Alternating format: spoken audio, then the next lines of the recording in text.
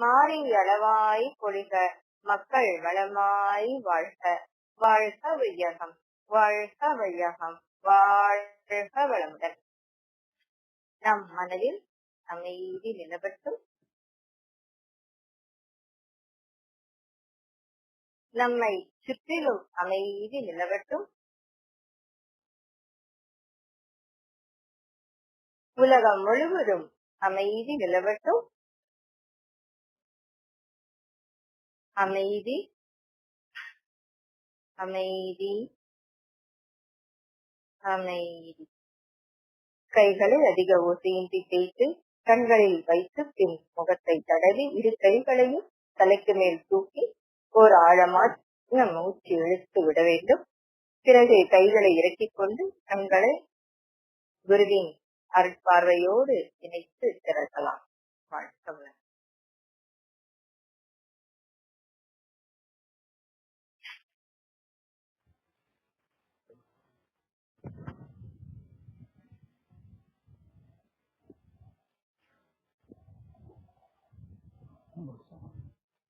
வாழ்க வளமுடன்மா. வாழ்க. அப்படியே தொடர்ந்து நம்மை உயிர்க்கும் குரு சிந்தனை ஆரம்பிக்கலாமா? சரிங்க, ஒரு நிமிடம்.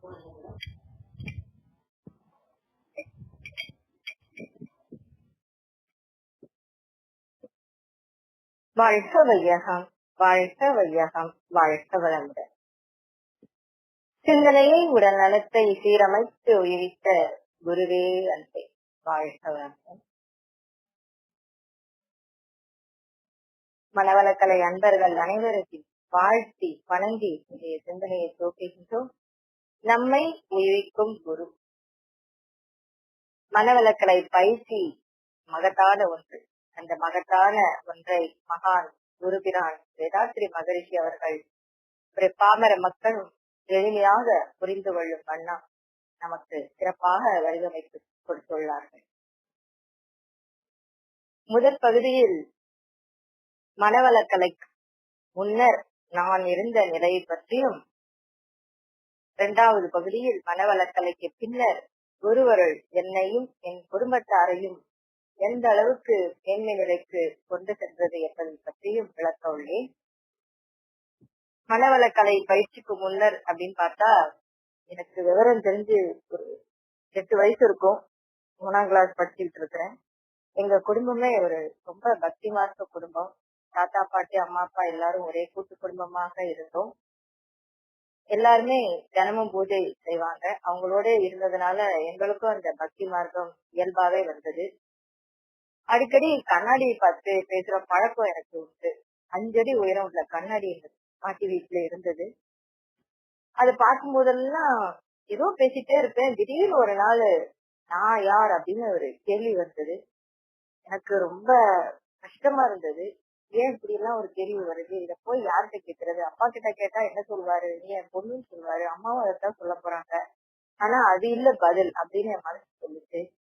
அப்பனா நான்ங்கிறது என்னன்னு திரும்ப திரும்ப ஆராய்ச்சி செஞ்சுட்டு இருந்தேன். ஒரு நாள் ஒரு விடை கிடைச்சது. நான்கிறது இந்த உடம்பு நான் இல்ல. கண்ணாடியில பார்க்கும்போது இந்த உடம்பு நான் இல்ல அப்படிங்கிற ஒரு விடை வந்தது. அப்ப நான் வேற என்ன அந்த நான்கிறது அப்படின்னு யோசிச்சேன். ஆனா விடை எனக்கு கிடைக்கல. திரும்ப திரும்ப இந்த கேள்வி என்ன படாப்படுத்திச்சு. அப்ப நான் சரி கண்ணாடி பார்த்தாதானே வருது இந்த கேள்வி சொல்லி கொஞ்ச நாள் பார்க்க கூடாதுன்னு பார்க்காம இருந்தேன். ஆனாலும் எனக்கு திரும்ப திரும்ப உள்ளத்துல அந்த கேள்வி எழுந்து கொண்டே இருந்தது. அங்க ரொம்ப செல்லமா எங்க தாத்தா எங்களை வளர்த்தாங்க. திடீர்னு ஒரு நாள் எங்க தாத்தா இறக்க போறாங்க அப்படின்னு எனக்கு உள்ளுணர்வா தோணுச்சு. அப்ப என்னால அந்த பிஞ்சு உள்ளத்தால தாங்க முடியல. நினைச்ச மாதிரி எனக்கு தோணின மாதிரி எங்க தாத்தாவோட சாவு என்ன ரொம்ப பாதிச்சது. அப்போ சாமி கிட்ட பிரார்த்தனை பண்ணிக்கிட்டே இருந்தேன். ஏன் இப்படி எல்லாம் எனக்கு எண்ணங்கள் வருது? நான் நார்மலா எல்லா பிள்ளைங்க மாதிரி விளையாடி ஜாலியா இல்லையே, ஏன் இப்படி நான் அப்நார்மலா இருக்கிறேன்னு எனக்குள்ளே என்மேலே எனக்கு ஒரு வெறுப்பு வந்தது. ஒரு வருஷம் இருக்கும். அதுக்கப்புறம் இந்த தூரத்து சொந்தக்காரர் ஒருத்தர், அவர் சித்தப்பா, அவரு இறக்க போறாருன்னு சொல்லி ஒரு 3 மணி நேரம் முன்னாடி அவர் சாவறதுக்கு முன்னாடி எனக்கு தெரிஞ்சது. அப்போ என்னால தாங்கவே முடியல. அப்போ ஒரு தீர்மானம் பண்ணேன், எனக்கு எந்த கெட்ட விஷயமும் தெரியவே கூடாது அப்படின்னு சொல்லி தினமும் அது ஒரு சங்கல்பமாவே பண்ணிக்கிட்டே இருந்தேன். அப்புறம் கொஞ்ச நாள்ல அது அப்படியே மறைஞ்சிருச்சு. ஒரு பய உணர்வு, ஒரு கோழைத்தன்மை, எதுக்கெடுத்தாலும் ஒரு பயம், இப்படி எல்லாம் இருந்துட்டே இருந்தது. அதனால நான் இதெல்லாம் போக்கிக்கிறதுக்காக நான் கையாண்ட உத்தி பக்தி மார்க்கம் தான். ஏன்னா டெய்லி எங்க அப்பா பூஜை பண்ணுவாங்க. அவங்க அப்பா வந்து ரொம்ப சித்தர்கள் வழிபாட்டுல ரொம்ப ஈடுபாடு. அதனால அப்பா பூஜை பண்ணும்போது நானும் போய் மந்திரங்கள் சொல்லுவேன், அர்ச்சனை பண்ணுவேன். பண்ணிட்டு தான் ஸ்கூலுக்கே போவேன். அந்த அளவுக்கு எப்பவும் இறை சிந்தனை இருந்துகிட்டே இருக்கும். ஸ்கூலுக்கு போகும்போது கூட வானத்தை பார்த்து அப்படியே இந்த திருவிளையாடல் படத்துல வர்ற சாமிகள் எல்லாம் தெரியற மாதிரி ஒரு கற்பனை பண்ணிக்கிட்டே தான் போவேன். அந்த மாதிரியே இருந்தது எங்களோட வாழ்க்கை. ஆஹ் அதுக்கப்புறம் மதுரைக்கு நாங்க டிரான்ஸ்பர் ஆகி வந்தோம். வந்தப்ப அப்ப எனக்கு 12 வயசு இருக்கும். எங்க அப்பா அப்பா அக்கா 2 பேருமே பெசன் நகர்ல டாக்டர் அனந்தநாராயணன் ஐயா கிட்ட போய் மனவளக்கலை மன்ற பயிற்சியில சேர்ந்து தீட்சை எடுத்துட்டு வந்தாங்க. அப்பா வந்து அம்மா கிட்ட நான் காயக்கல்ப பயிற்சி எடுத்துட்டேன், இந்த புத்தகத்தை உள்ள பத்திரமா பூட்டி வை, இவங்கெல்லாம் சின்ன பசங்க, இவங்கெல்லாம் பார்க்க கூடாது, பெரியவங்களான பிறகு இந்த பயிற்சியை கொடுக்கணும் அப்படின்னு சொல்றாங்க. அப்புறம் குண்டலினி சக்தியை பத்தி ரொம்ப விரிவா அம்மா கிட்ட சொல்லிட்டு இருந்தாங்க. அதை நான் உத்து உத்து கேட்டுட்டே இருந்தேன். அப்போ மகரிஷியோட போட்டோவை எடுத்து காமிச்சாங்க. பார்க்க எனக்குள்ள ஒரு பரவசம், ஒரு சந்தோஷம், என்னன்னு தெரியல, திரும்ப திரும்ப அவரை பார்க்கணுங்கிற ஒரு எண்ணம் எனக்கு வந்துட்டே இருந்தது. அதுக்கப்புறம் அடிக்கடி சித்தர்களை பத்தி பேசுவாங்க. அப்பா அடிக்கடி நிறைய சித்தர்களை நேர்ல போய் பார்த்திருக்காங்க. யோகிராம் சுரத்குமார், கோடீஸ்வர சுவாமிகள், இப்படி நிறைய சித்தர்களோட யார பார்த்தாலும் போட்டோ வாங்கிட்டு வந்து வச்சிருவாங்க. மகரிஷி போட்டோவும் அந்த சாமி ரூம்ல எப்பயும் இருக்கும். அப்ப நாங்க அதை பார்த்து ரொம்ப ஆனந்தமா இருக்கும். என்னன்னே தெரியாது, எனக்குள்ள அப்படி ஒரு ஆனந்தம் இருக்கும். அதுக்கப்புறம் எங்களுக்கு திரும்பியும் டிரான்ஸ்பர் ஆகி நாங்க வேற ஊருக்கு போயிட்டோம். அப்புறம் அடுத்தடுத்து மேற்படிப்பு அப்படின்னு போகும்போது அப்படி கொஞ்ச நாள் அப்படி பயிற்சி எல்லாம் அப்பாவும் விட்டுட்டாங்க, நாங்களும் அப்படியே மறந்துட்டோம். ஒரு 10 ஆண்டுகள் கழிச்சு திரும்ப மதுரைக்கு நாங்க டிரான்ஸ்பர் ஆகி வந்தோம். அப்போ எனக்கு வந்து அப்பதான் நான் எம்பில் படிப்பு வந்து லேடிடோ காலேஜ்ல சேர்ந்த புதுசு. இப்ப புருவ மத்தியில மனசை செலுத்தி தியானம் பண்றதுன்னு அப்பா சொன்னது ஞாபகம் வந்தது. எப்பயும் மந்திரம் சொல்லிட்டு இருக்கிறேன் நானு. சரி நம்மளா ட்ரை பண்ணுவோம்னு சொல்லி அப்படியே ட்ரை பண்ணேன். நானாதான் ட்ரை பண்ணேன். பண்ணிட்டே இருக்கும்போது ரொம்ப நல்லா இருந்தது. என்னன்னே தெரியல, அது அந்த ஆர்கினை சக்கரத்துல வந்து ஒரு அழுத்தம் தெரிஞ்சது, ஒரு புள்ளி தெரிஞ்சது.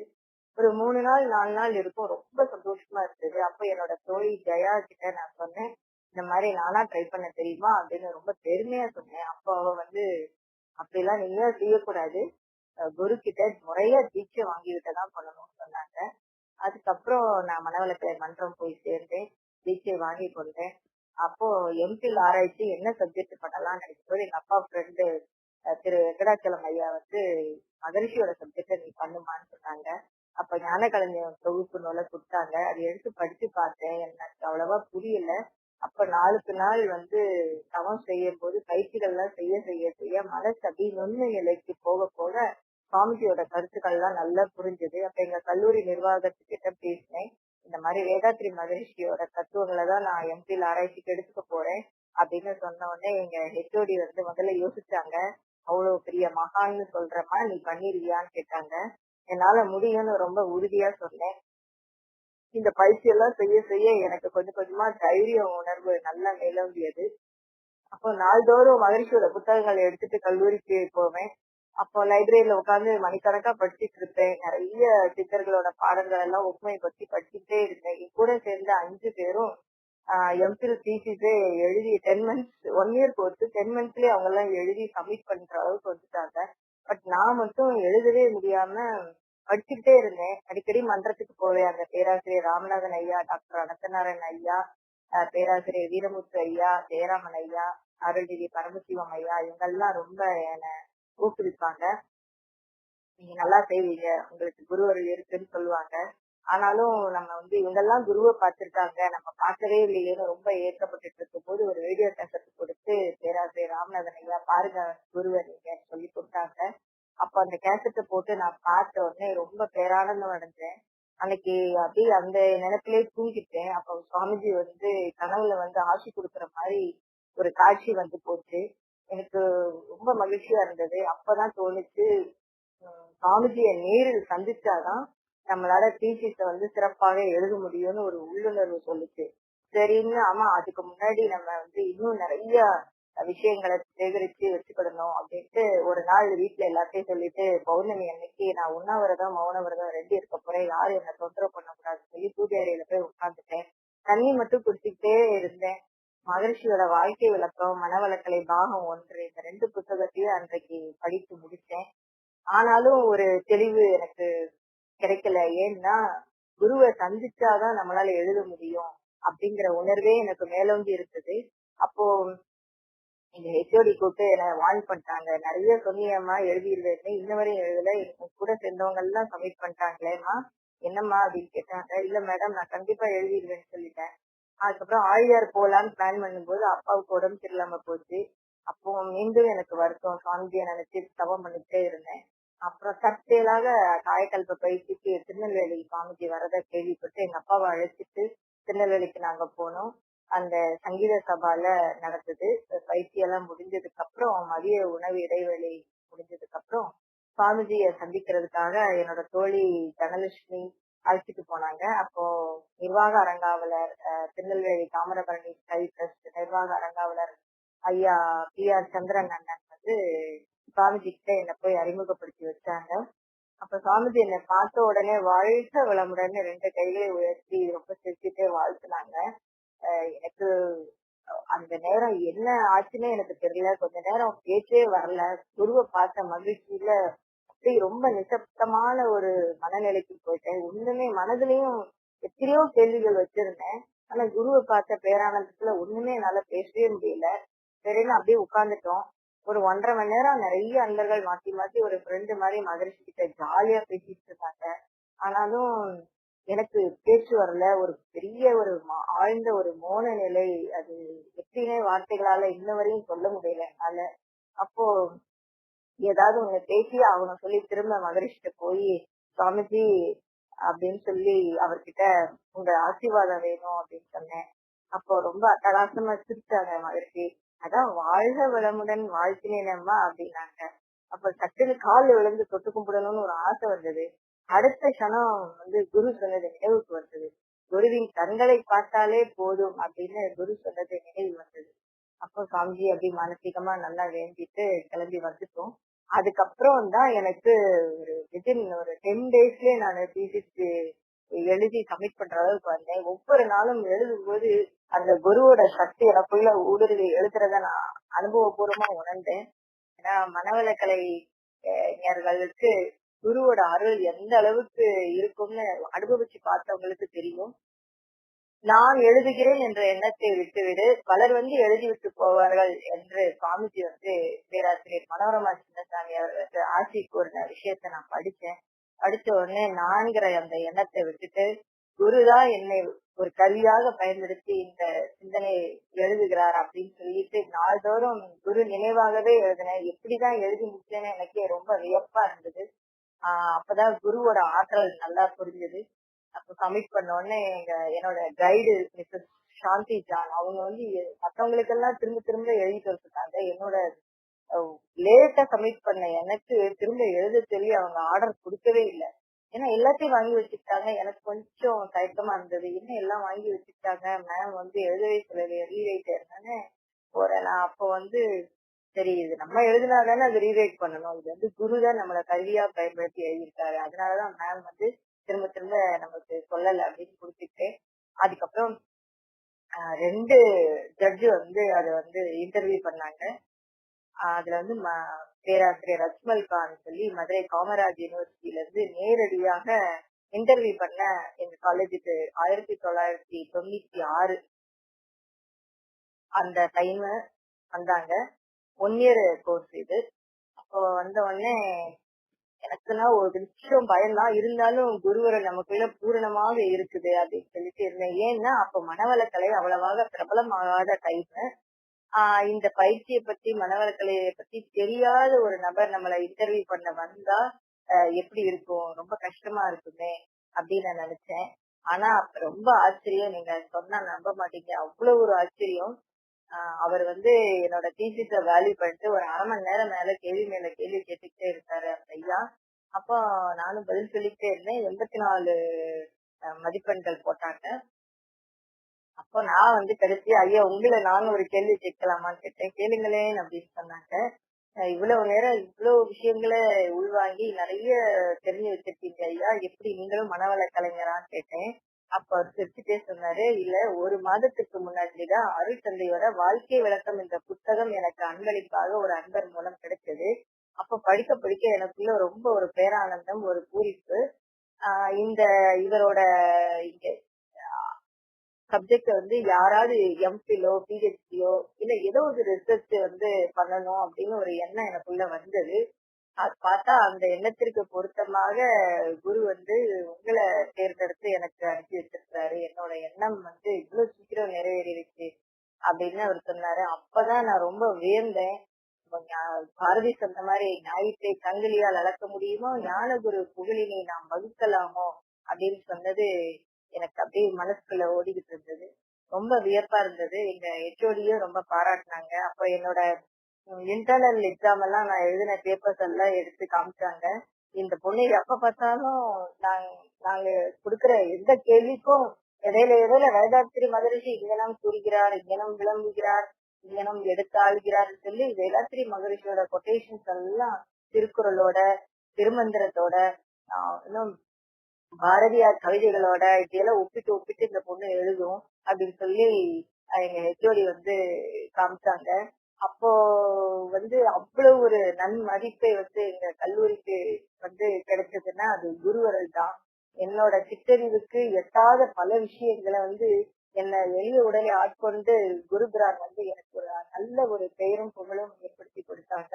அப்ப என்னோட கைடு கிட்ட நான் கடைசியா கேட்டேன், அம்மா நீங்க வந்து ஒரு கேள்வியுமே கேட்கலையே, எப்படி நீங்க எல்லாத்தையுமே அக்செப்ட் பண்ணிக்கீங்க, ஏற்றுக்கொண்டீர்கள்னு கேட்டப்ப அப்ப அம்மா சொன்னாங்க, ஒரே ஒரு சாப்டர் மட்டும்தாம்மா எனக்கு டவுட் வந்தது. சின்ன வயசுல இதெல்லாம் யோசிச்சு எழுத முடியுமான்னு டவுட் வந்தது. நானே என்னோட கிளாரிபிகேஷன் எனக்கு ஒரு தெளிவு கிடைக்கணுங்கிறதுக்காக சைக்காட்ரிஸ்ட் டாக்டர்கிட்ட போய் உங்களோட ஒரு சாப்டர் மட்டும் காமிச்சேன்னு சொன்னாங்க. அது என்ன சாப்டர்னா பாலுணர்வும் ஆன்மீகமும் அப்படிங்கிற தலைப்பு தான். ஒரு திருமணத்திற்கு முன் இந்த மாதிரி சப்ஜெக்ட் எல்லாம் சிந்திச்சு இப்படி எல்லாம் புரிஞ்சுக்கிட்டு ஒரு மகானோட தத்துவத்தை இவ்வளவு எளிமையா கொடுக்க முடியுமான்னு ஒரு சந்தேகம் வந்தது. அதுக்காக தான் அந்த சாப்டரை கொண்டு போய் நான் காமிச்சேன்னு சொன்னாங்க. எனக்கு ரொம்ப அதிர்ச்சியா இருந்தது. ஏன்னா அது முழுக்க முழுக்க குரு என்ன சொன்னாங்களோ அது அப்படியே நான் கொடுத்திருந்தேன். அதுல நான் எந்த அளவுக்கு புரிஞ்சுக்கிட்டேன் அப்படிங்கறத பத்தி நான் விளக்கி இருந்தேன். அது மட்டும்தாமா எனக்கு டவுட் வந்தது அப்படின்னு எங்க கைடு சொன்னாங்க. அதன் பிறகு எம்பில் முடிச்ச உடனே ஜேர்னலிசம் மாஸ் கம்யூனிகேஷன் கோர்ஸ் வந்து மதுரை காமராஜ் யூனிவர்சிட்டியில் டிஸ்டன்ஸ் எஜுகேஷன் அந்த அதுல படிச்சேன். படிச்சு கொண்டே இருக்கும்போது மன்றத்துக்கு தொடர்ந்து செல்வோம்.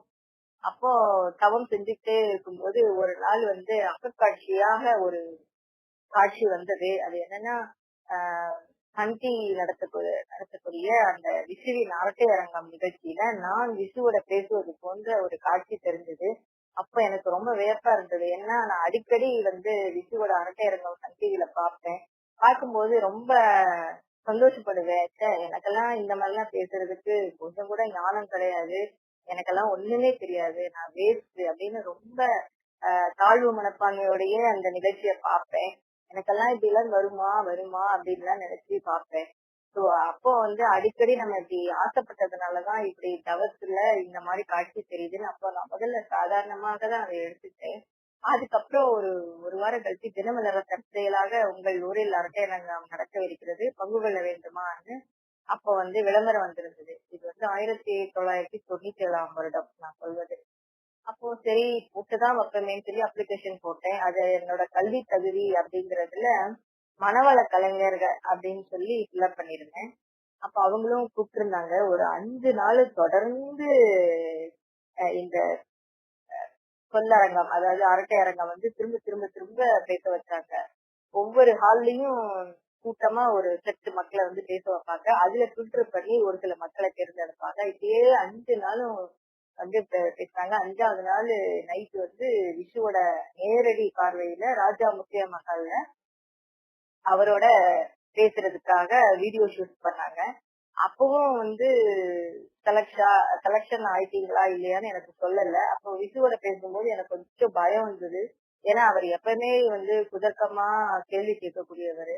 அப்போ இந்த மாதிரி இடையில கேள்வி கேட்டா நம்ம எப்படி பதில் சொல்ல போறோம்? சரி பரவாயில்ல, எதுனாலும் சரி இவ்வளவு தூரம் வந்துட்டோமே, பேசிதான் தீருவோம் அப்படின்னு சொல்லி குருவை நினைச்சுக்கிட்டே பேசினேன். அப்போ பேசும்போது என்ன ஒரு ஆச்சரியம்னா, மத்தவங்களுக்கெல்லாம் அவர் நிறைய கிராஸ் கொஸ்டின் பண்ணிக்கிட்டே இருந்தாரு.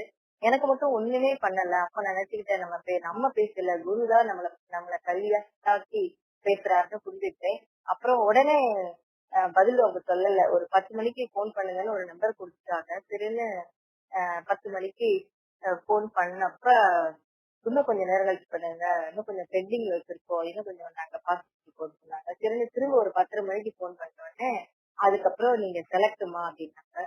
எனக்கு அப்படியே பெருமூச்சு வாங்கினது.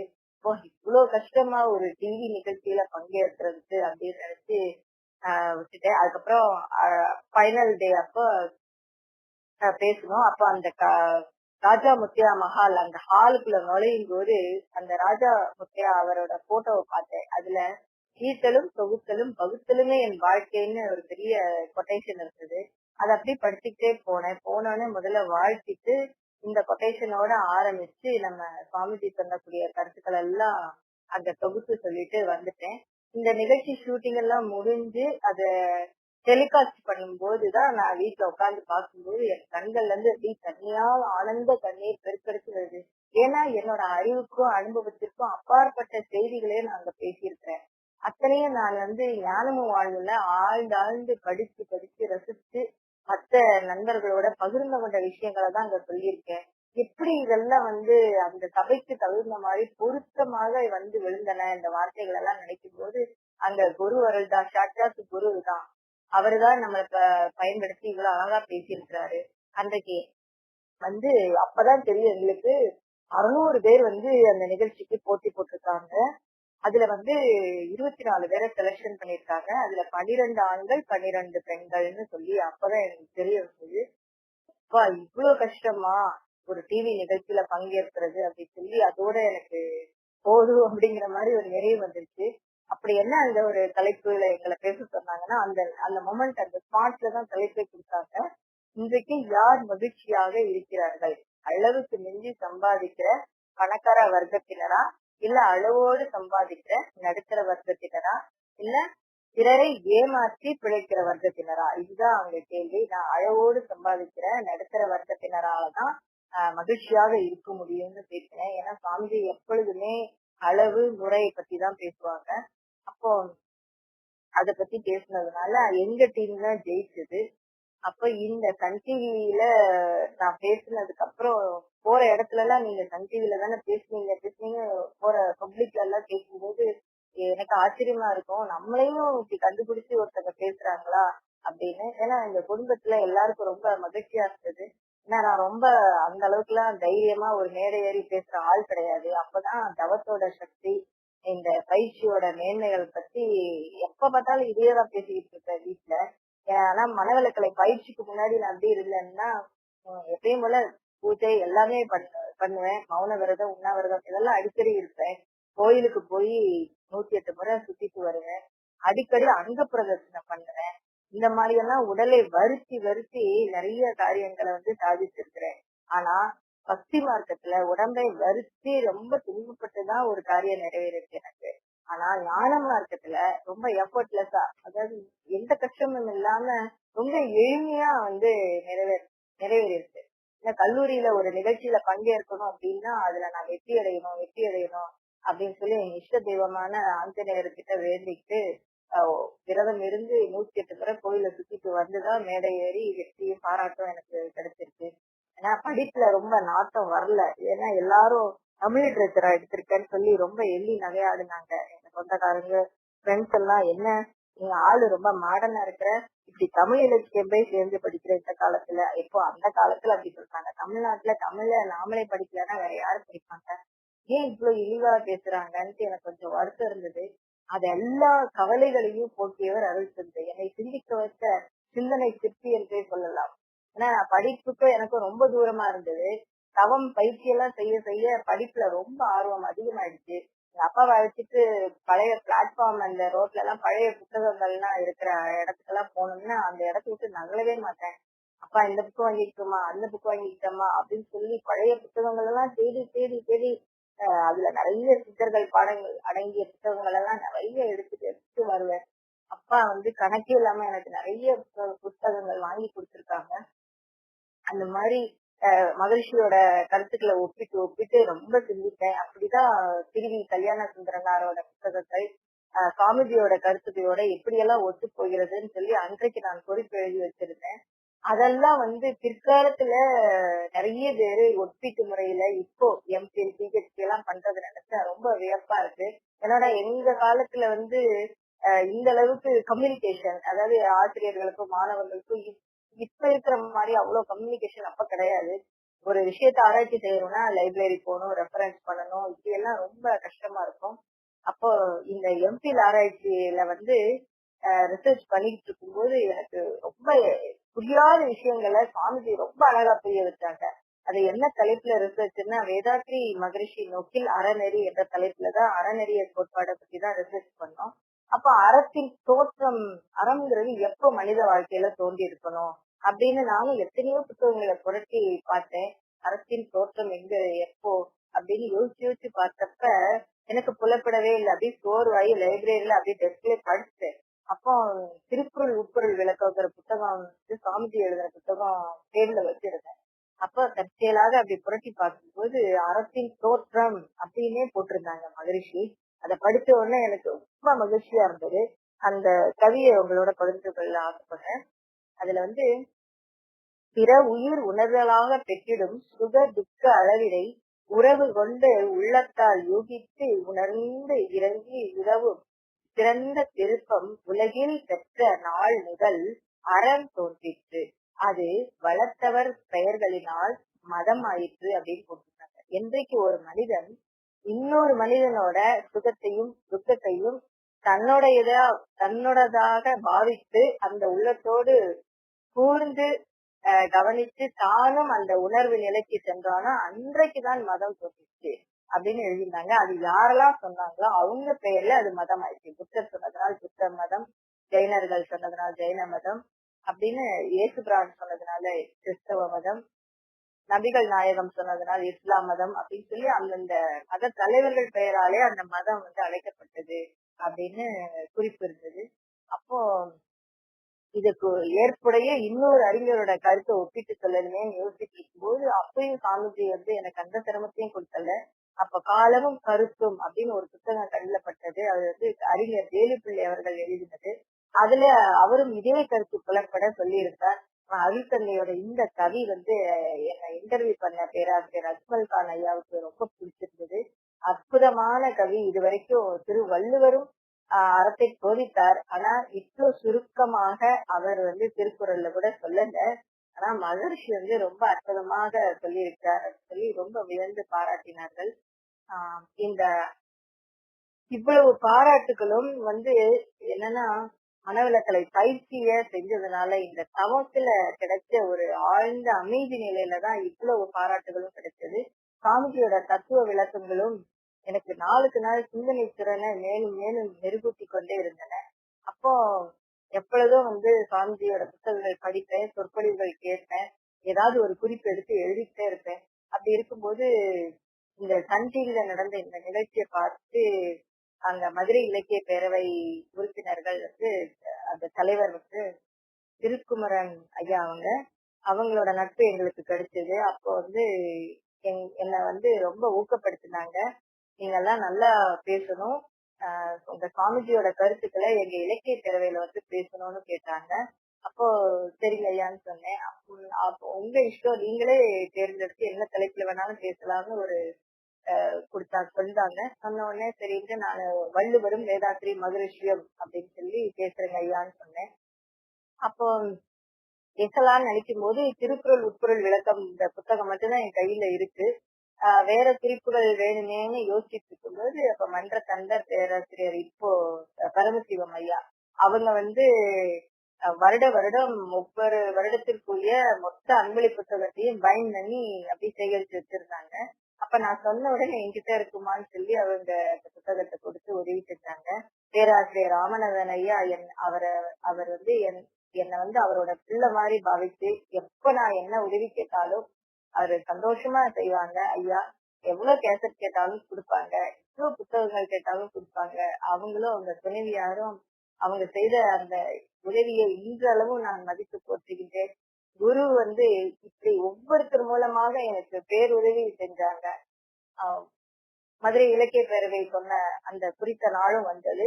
அப்போ நான் ரொம்ப கூலா உட்கார்ந்துருந்தேன். ஏன்னா பெரிய பெரிய அறிஞர்கள் எல்லாம் இருந்தாங்க. அதுல மதுரை மதுரை சாரி மனிதத்தேனி சொக்கலிங்கம் ஐயா, அப்புறம் பட்டிமன்ற நடுவராக இப்போ வருவாங்களே பேராசிரியர் ஞானசம்பந்தம் ஐயா, இன்னும் பல பேராசிரியர்கள், பெரிய பெரிய ஆளுங்கள்லாம் உட்கார்ந்து இருந்தாங்க. சரி, இவங்கெல்லாம் பேசின பிறகுதானே நம்ம பேசுவோம் சொல்லி நான் ரொம்ப ஜாலியா தான் உட்கார்ந்துருக்கேன். அப்போ திடீர்னு திருக்குமரன் ஐயா அம்மா பேசுங்க அப்படின்னு சொல்லிட்டாங்க. எனக்கு கொஞ்ச நேரம் உடம்பெல்லாம் அப்படியே நடுக்க வந்துருச்சு. அப்புறம் மகிழ்ச்சியை நல்லா கெட்டியா பிடிச்சிட்டேன். சுவாமிஜி என்ன இந்த மேடையில சிறப்பா பேச வைக்கிறது உங்க பொறுப்புன்னு சொல்லி குருட்ட சரணாகதி அடைஞ்சிட்டு அதுக்கப்புறம் பேச ஆரம்பிச்சேன். பேச ஆரம்பிக்கும் போது அப்படியே குரு அருள் எனக்குள்ள பூரணமாக இறங்குவதே நான் அப்படியே உணர்ந்தேன். அந்த நடுக்கமெல்லாம் எப்படி போச்சுன்னே தெரியல, எப்படி எல்லாம் பேசுனேனே எனக்கு தெரியல. அந்த அளவுக்கு சிறப்பாக அமைஞ்சது. வள்ளுவர் கொடுத்த அந்த திருக்குறளுக்கு சுவாமிஜி கொடுத்த அந்த உரை விளக்கம் எந்த அளவுக்கு சிறப்பாக இருந்தது. தமிழறிஞர்கள் கூறுகின்ற காலப்போக்கில் ஒவ்வொருத்தரும் கூறுகின்ற விளக்கத்திற்கு சற்று வித்தியாசமாக நம் அறிவுக்கு பொருத்தமாக அருள்தந்தை எங்கெல்லாம் சொன்னாங்கிறத நான் தொகுத்து சொன்னேன். அப்ப நிகழ்ச்சி முடிஞ்ச உடனே ரொம்ப பாராட்டுதல் கொடுத்தாங்க. அதுக்கப்புறம் மறுநாள் தினமலர் பேப்பர்ல என்னோட போட்டோ போட்டிருந்தாங்க. எங்க கல்லூரி பேராசிரியர் சாந்தகுமாரி அம்மா போன் பண்ணி, என்ன நீ இதெல்லாம் சொல்ல மாட்டியா, நாங்கெல்லாம் வந்திருக்கோமே, இந்த மாதிரி நிகழ்ச்சி நடக்க போது சொல்லிருக்கலாமே முன்னமே அப்படின்னு சொல்லி ரொம்ப செல்லமா என்கிட்ட கோச்சிட்டாங்க அம்மா. அப்ப நான் சொன்னேன், அம்மா எனக்கு தெரியாது இவ்வளவு பெரிய பெரிய ஆளுகள்லாம் நடுவரா இருப்பாங்க, தலைமை தாங்குவாங்கன்னா எனக்கு தெரியாது. என்னை ஊக்கப்படுத்துறதுக்காக அந்த இலக்கிய பேரவையில இப்படி கொடுத்தாங்கம்மா, மதிக்கணும். அடுத்து என்ன வாய்ப்பு வந்தாலும் உங்களுக்கு சொல்றேன்னு சொன்னேன். ஏன்னா அந்த அளவுக்கு பேராசிரியர்கள் ரொம்ப சந்தோஷப்பட்டாங்க. ஏன்னா நான் பொதுவா இலக்கிய சம்பந்தமா எதுவும் பேச மாட்டேன். டான்ஸ், டிராமா, மிமிக்ரி இந்த மாதிரி விஷயங்கள்லதான் ஈடுபாடு காமிச்சிட்டு இருந்தேன். நான் தமிழ் இலக்கியங்கள் பற்றி அருள்தந்தையோட கருத்துக்களோட ஒப்புமைப்படுத்தி பேசியது மற்ற பேராசிரியர்கள், எங்க கல்லூரி ஆசிரியர்களுக்கு எல்லாம் ரொம்ப வியப்பாக இருந்தது. என்னோட தோற்றம், பேச்சு, நடை எல்லாமே அவங்களுக்கு ரொம்ப மகிழ்ச்சியை கொடுத்தது. ஏன்னா நான் பணவளக்கலை பயிற்சிக்கு வந்த பிறகு பவுடர் போடுறது கூட நான் நிறுத்திட்டேன். அதுக்கு முன்னாடி பாத்தீங்கன்னா காலேஜுக்கு கூட கல்யாண வீட்டுக்கு போற மாதிரிதான் நான் போவேன். எங்க ஜூனியர்ஸ் சீனியர்ஸ் எல்லாம் அப்படியே டாப் டு பாட்டம் செக் பண்ணிட்டு, இவ்வளவு தூரம் டிசைன் பண்ணி இவ்வளவு தூரம் காலேஜுக்கு வர மாதிரியா வந்திருக்க, ஏதோ கல்யாண வீட்டுக்கு வர மாதிரி வந்திருக்கேன்னு ரொம்ப கிண்டல் பண்ணுவாங்க. ஒரு செப்பலை கூட விட்டு வைக்க மாட்டேன். அதுலயும் ஏதாவது ஒரு டிசைன் பண்ணிட்டு தான் போவேன். ஏன்னா அந்த டிசைனிங் கோர்ஸ்ல எனக்கு ரொம்ப ஈடுபாடு. ஆனா அது படிக்க எனக்கு வாய்ப்பு கிடைக்கல. இப்படி இருந்த நான் ரொம்ப எளிமையான முறையில என்னோட தோற்றம், என்னோட பேச்சல்ல ஒரு அமைதி, நிதானம் இதெல்லாம் வந்ததை பார்த்தோட ஃப்ரெண்ட்ஸ் எல்லாம் ரொம்ப ஆச்சரியப்பட்டாங்க. எப்படி நீ இப்படி மாறின, எப்படி இருந்த நீ இப்படி மாறிட்ட அப்படின்னு கேட்டு ரொம்ப கிண்டல் பண்ணிட்டு இருந்தாங்க. எதுக்குலாம் சொல்ல வரேன்னா, அந்த சுவாமிஜியோட பயிற்சிகளை செய்யும் பொழுது எல்லாருக்கும் அந்த மேன்மை குணங்கள், குருவோட மேன்மை குணங்களே ஆளுமை செய்யும் அப்படிங்கிறதுக்கு என்னோட வாழ்க்கை இது ஒரு உதாரணம். அதன் பிறகு மதுரை இலக்கிய பேரவையில மீண்டும் ஒரு நிகழ்ச்சி. அவங்க அடுத்து கவியரங்கத்துல நீங்க பேசணும், கவிதை பாடணும்னு சொன்னாங்க. அப்ப நான் ஐயாட்ட சொன்னேன், ஐயா நீங்க பேச சொன்னீங்க, பேசினேன். ஆனா கவிதையில எனக்கு ஒரு துளி கூட எழுத தெரியாது, ஒண்ணு கூட எனக்கு வராதுங்க ஐயா, மன்னிக்கணும் அப்படின்னு. இல்லம்மா, நீங்க முயற்சி செய்யுங்க, உங்க குருதான் 2000 கவிக்கு மேல எழுதியிருக்காங்க, அதுல கொஞ்சம் கூட உங்களுக்கு இன்ஸ்பிரேஷன் ஆகலையா, உங்க மனசை ஒண்ணுமே பாதிக்கலையான்னு கேட்டாங்க. உடனே அப்போ சிந்திச்சு பார்த்தேன், யோசிச்சேன். சரி, குருவோட ஆணை போல அப்படின்னு நினைச்சிட்டு, எப்ப இந்த மாதிரி போட்டிகளோ என்ன மாதிரி சிறப்பு நிகழ்ச்சி வந்தாலும் தவம் பண்ணிட்டு கொஞ்ச நேரம் எங்க வீட்டு பூஜை அறையில அப்படியே மௌனமா இருந்து குறிப்புகள் எடுக்க ஆரம்பிப்பேன். அப்ப சாமிஜி கிட்ட கேட்டேன், சாமிஜி எனக்கு ஒண்ணுமே தெரியாது, இப்ப உங்க ஞான கலைஞர் புத்தகத்தை எடுத்து நான் ஃபுல்லா படிக்க எவ்வளவு முடியுதோ என்ன எனக்கு தோணுதோ எல்லாத்தையும் படிக்க போறேன் அப்படின்னு சொல்லி புத்தகத்தை எடுத்து படிச்சுட்டு குறிப்புகள் எடுக்க ஆரம்பிச்சேன். எடுத்துட்டு அந்த குறிப்பிட்ட நாளும் வந்தது. என்ன தலைப்புனா ஒரு 6 பேருக்கு கவிதை பாட தலைப்பு கொடுத்திருக்காங்க. அரிதாரம் பூசிக்கொள்ள ஆசை.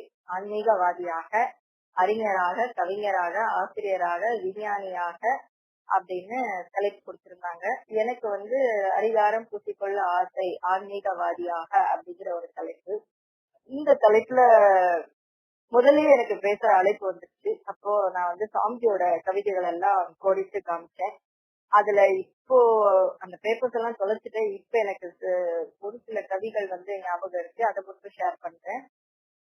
அன்றைக்கு சித்தர்கள் வந்து காயமே இது பொய்யடா, வெறும் காற்றடித்த பையடா என்றார்கள். இன்றைக்கு ஆஹ் அருள் தந்தை அவர்களை காயமே இது வெய்யடா, இது கடவுள் வாழும் பையடா என்று கூறியிருக்கிறார் அப்படிங்கிறது சொன்னேன். சொல்லி முடிச்சிட்டு அன்னைக்கு ரொம்ப நேரம் ஆயிடுச்சு. நடுவரோட தீர்ப்பை கேட்கறது கூட எனக்கு நேரம் இல்ல. நாங்க வீட்டுக்கு வந்துட்டோம். மறுநாள் எங்க இலக்கிய பேரவை தலைவர் திருக்குமரன் ஐயா வந்து எங்களுக்கு போன் பண்ணி, அம்மா உங்களோட கவிதைய ரொம்ப பாராட்டி பேசினாங்க. ஐயா அது என்னோட கவிதையே இல்ல, அது அருள் தந்தையோட கவிதைன்னு சொல்லுங்க ஐயா. எனக்கு ஒண்ணுமே தெரியாது, எனக்கு ஒண்ணுமே தெரியாதுன்னு சொல்லிட்டு நீங்க இவ்வளவு அழகா பிரசன்டேஷன் கொடுத்துட்டீங்களே அப்படின்னாங்க. நான் அப்போ சொன்னேன், இப்பயும் சொல்றேன், எனக்கு ஒண்ணுமே தெரியாது அப்படின்னு. அப்போ எதுவுமே தெரியாம இருந்த என்ன குருவோட ஆற்றல் எந்த அளவுக்கு உயர்த்திருக்கு பாத்தீங்களா? ஏன்னா அல்லவை தேய அறம் பெருகும், நல்லவை நாடி இனிய சொல்லின்னு சொல்வாரு வள்ளுவர். இந்த மாதிரி நல்ல விஷயத்தை நாடி நாடி நம்ம செய்யும் போது, நம்ம நோக்கம் உயர்ந்த நோக்கமாக இருக்கும்போது அந்த குருவோட ஆற்றல் நம்மளை வந்து உயர்த்தி கொண்டே இருக்கும் அப்படிங்கிறதுக்கு இது ஒரு சான்று. அப்போ அந்த சமயம் மதுரையில அறிவு திருக்கோயில் கட்டிட பணிக்காக நிதி வசூல் செய்து கொண்டிருந்தார்கள். அப்போ இத கேள்விப்பட்ட உடனே நம்மளும் ஏதாவது ஒரு நிதி கொடுக்கணும் அப்படின்னு நான் நினைச்சேன். அப்ப நான் வந்து படிச்சுட்டு தான் இருக்கேன், வேலைக்கெல்லாம் போகல.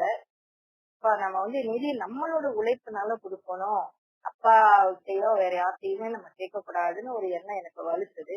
அந்த சமயம் எனக்கு அகில இந்திய வானொலி நிலையத்திலிருந்து ஒரு அழைப்பு வந்தது. எப்ப 93ல இருந்தே நான் அகில இந்திய வானொலி நிலையத்துல ப்ரோக்ராம் பண்ணிட்டு இருந்தேன். அப்ப 3 மந்த்ஸ்க்கு ஒரு தடவை தான் சான்ஸ் கொடுப்பாங்க. ஒண்ணு ஒரு டிராமா இல்லைன்னா ஏதாவது ஒரு இறை சித்திரம் இந்த மாதிரி கொடுப்பாங்க. அப்ப அந்த சமயம் எனக்கு வந்து வழக்கம் போல டிராமால நடிக்கிற ஆப்பர்ச்சுனிட்டி வந்தது. சரின்னு போய் ஆட் பண்ணிட்டு இருக்கும்போது அன்னைக்கு நடிக்கக்கூடிய ஆர்டிஸ்ட் வரல. அப்போ அந்த சீஃப் அனௌன்சர் வந்து அந்த சப்ஸ்டியூட்டா வந்து ஆட் பண்ணாங்க. அவங்க பேரு ஜோதி ஹரிகிருஷ்ணா. அந்த பெண்மணியோட நட்பு எனக்கு கிடைச்சது. அவங்க பிள்ளைய போல என்னை பாவிச்சு நிறைய ஆன்மீக கருத்துக்களை எனக்கு எடுத்து எடுத்து சொல்லுவாங்க. அப்போ ஒரு நாள் திடீர்னு என்கிட்ட அமைதி அப்படிங்கிற தலைப்புல ஒரு உரை சித்திரம் வெளியிட்டு கொண்டு வர முடியுமான்னு கேட்டாங்க. ஓ கண்டிப்பா அப்படின்னு சொல்லிட்டு, சுவாமிஜி எனக்கு ஒரு நல்ல வாய்ப்பை கொடுத்திருக்கீங்கன்னு சொல்லி திரும்பியும் மௌனம் இருந்துட்டு ஒரு 25 பக்கங்களுக்கு எழுதி போய் கொடுத்து அதை அவங்க படிச்சு பார்த்துட்டு ஜோதி ஹரிகிருஷ்ணாவும் இன்னொரு ஒரு மேல் ஆர்டிஸ்ட் அவரும் ஒரு 2 அனௌன்சர்ஸும் இந்த அமைதியை தேடுகிற உரை சித்திரத்தை ஒரு 1/2 மணி நேர நிகழ்ச்சியாக மதுரை வானொலி நிலையத்துல தொகுத்து வழங்குறாங்க. இடையிடையே அருள்சாமியோட கருத்துக்கு பொருத்தமான பாடல்களை, சினிமா பாடல்களை, அதாவது கவிஞர் கண்ணதாசனோட பாடல்கள் எல்லாம் இடையில போட்டாங்க. முதல்ல வந்து மயக்கமா கிழக்கமா இந்த பாடல்களை ஒளிபரப்பு பண்ணாங்க. அதுக்கப்புறம் அறிவு தெளிவு பெற்று ஞானத்துக்கு வர வர அந்த ஞானத்திற்கு பொருத்தமான கவிஞர் கண்ணதாசனோட பாட்டை போட்டாங்க. கடைசியா அந்த பாட்டு வந்து நெஞ்சுக்கு நிம்மதி ஆண்டவன் சந்நிதி எல்லாம் தெரிந்தால் உனக்குள்ளே அப்படிங்கிற பாட்டோட முடிச்சு அந்த நிகழ்ச்சி ரொம்ப சிறப்பாக வந்தது. நிறைய வாசகர்கள் வந்து கடிதம் போட்டு மறு ஒலிபரப்பு செய்யுங்க, ரொம்ப நல்லா இருக்குன்னு சொல்லி நிறைய கடிதங்கள் வந்ததாக அங்க வானொலி நிலையத்துல சொன்னாங்க. இன்னொரு ஆச்சரியப்படக்கூடிய விஷயம் என்னன்னா, அந்த நிகழ்ச்சிக்காக எனக்கு வந்து 800 ரூபாய் டிடி செக் கொடுத்தாங்க. நான் ரொம்ப மலைச்சு போயிட்டேன். ஏன்னா நான் போட்ட என்ன அறிவு திருக்கோயிலுக்கு என்னோட உழைப்புனால நன்கொடை கொடுக்க வேண்டும் என்ற எண்ணம். இந்த எண்ணத்திற்கு பொருத்தமாக இந்த நிகழ்ச்சி அமைஞ்சது. அப்போ குருவர்களை நினைச்சு ரொம்ப வேணேன், சாமிஜி உங்க கருத்துக்களை சொல்லியே அறிவு திருக்கோயிலுக்கு நன்கொடை எனக்கு கிடைச்சிருக்கு அப்படின்னு சொல்லி குருவுக்கு நன்றி சொல்லிட்டு அந்த தொகையை வந்து அறிவு திருக்கோயிலுக்கு நன்கொடை கொடுத்து மீதி பணத்துக்கு மகிழ்ச்சியோட புத்தகங்கள் வாங்கி நிறைய பேருக்கு அன்பளிப்பாக கொடுத்தேன். ஏன் சொல்றேன்னா, நம்ம நோக்கம் உயர்ந்த நோக்கமாக இருக்கும்போது குருவருள் நமக்கு எப்பொழுதும் உதவி செய்யும். எப்பொழுதுமே நன்மையை நாடிய நோக்கத்திலேயே அருள் தந்தை அவர்களோட அறிவை செலுத்தி இருப்பார்கள். அப்போ அது அவர்கள் சீடர்களாகிய நாமும் எப்பொழுதும் எக்காலத்தும் எம்மக்களுக்கும் பொருந்தும் வகையில ஒரு உயர்ந்த நோக்கத்தோடு இருக்கும்போது குருவருள் நம்ம உயர்த்தி கொண்டே இருக்கும் அப்படிங்கிறதுக்கு இந்த நிகழ்ச்சி ஒரு உதாரணம். அதன் பிறகு சுவாமிஜியோட தத்துவங்களை அடிப்படையாக வச்சு ஒரு நாடகம் எழுதுனா என்னன்னு சொல்லி நான் அப்போ யோசிச்சுக்கிட்டு இருந்த நேரம் மீண்டும் எனக்கு நாடகத்துல நடிக்கிறதுக்கு அழைப்பு வந்தது. போய் பார்த்தா அந்த நாடகத்துல சுவாமிஜியோட ஒழுக்கம் என்ற ஒழுக்கத்துக்கு கொடுக்கக்கூடிய டெபினேஷன் அந்த நாடக ஸ்கிரிப்ட்ல இருந்தது. பார்த்தா அந்த நாடகத்தோட கடைசியில அந்த கதை தலைவன் ஒரு சொற்பொழிவுக்கு செல்கிறான்.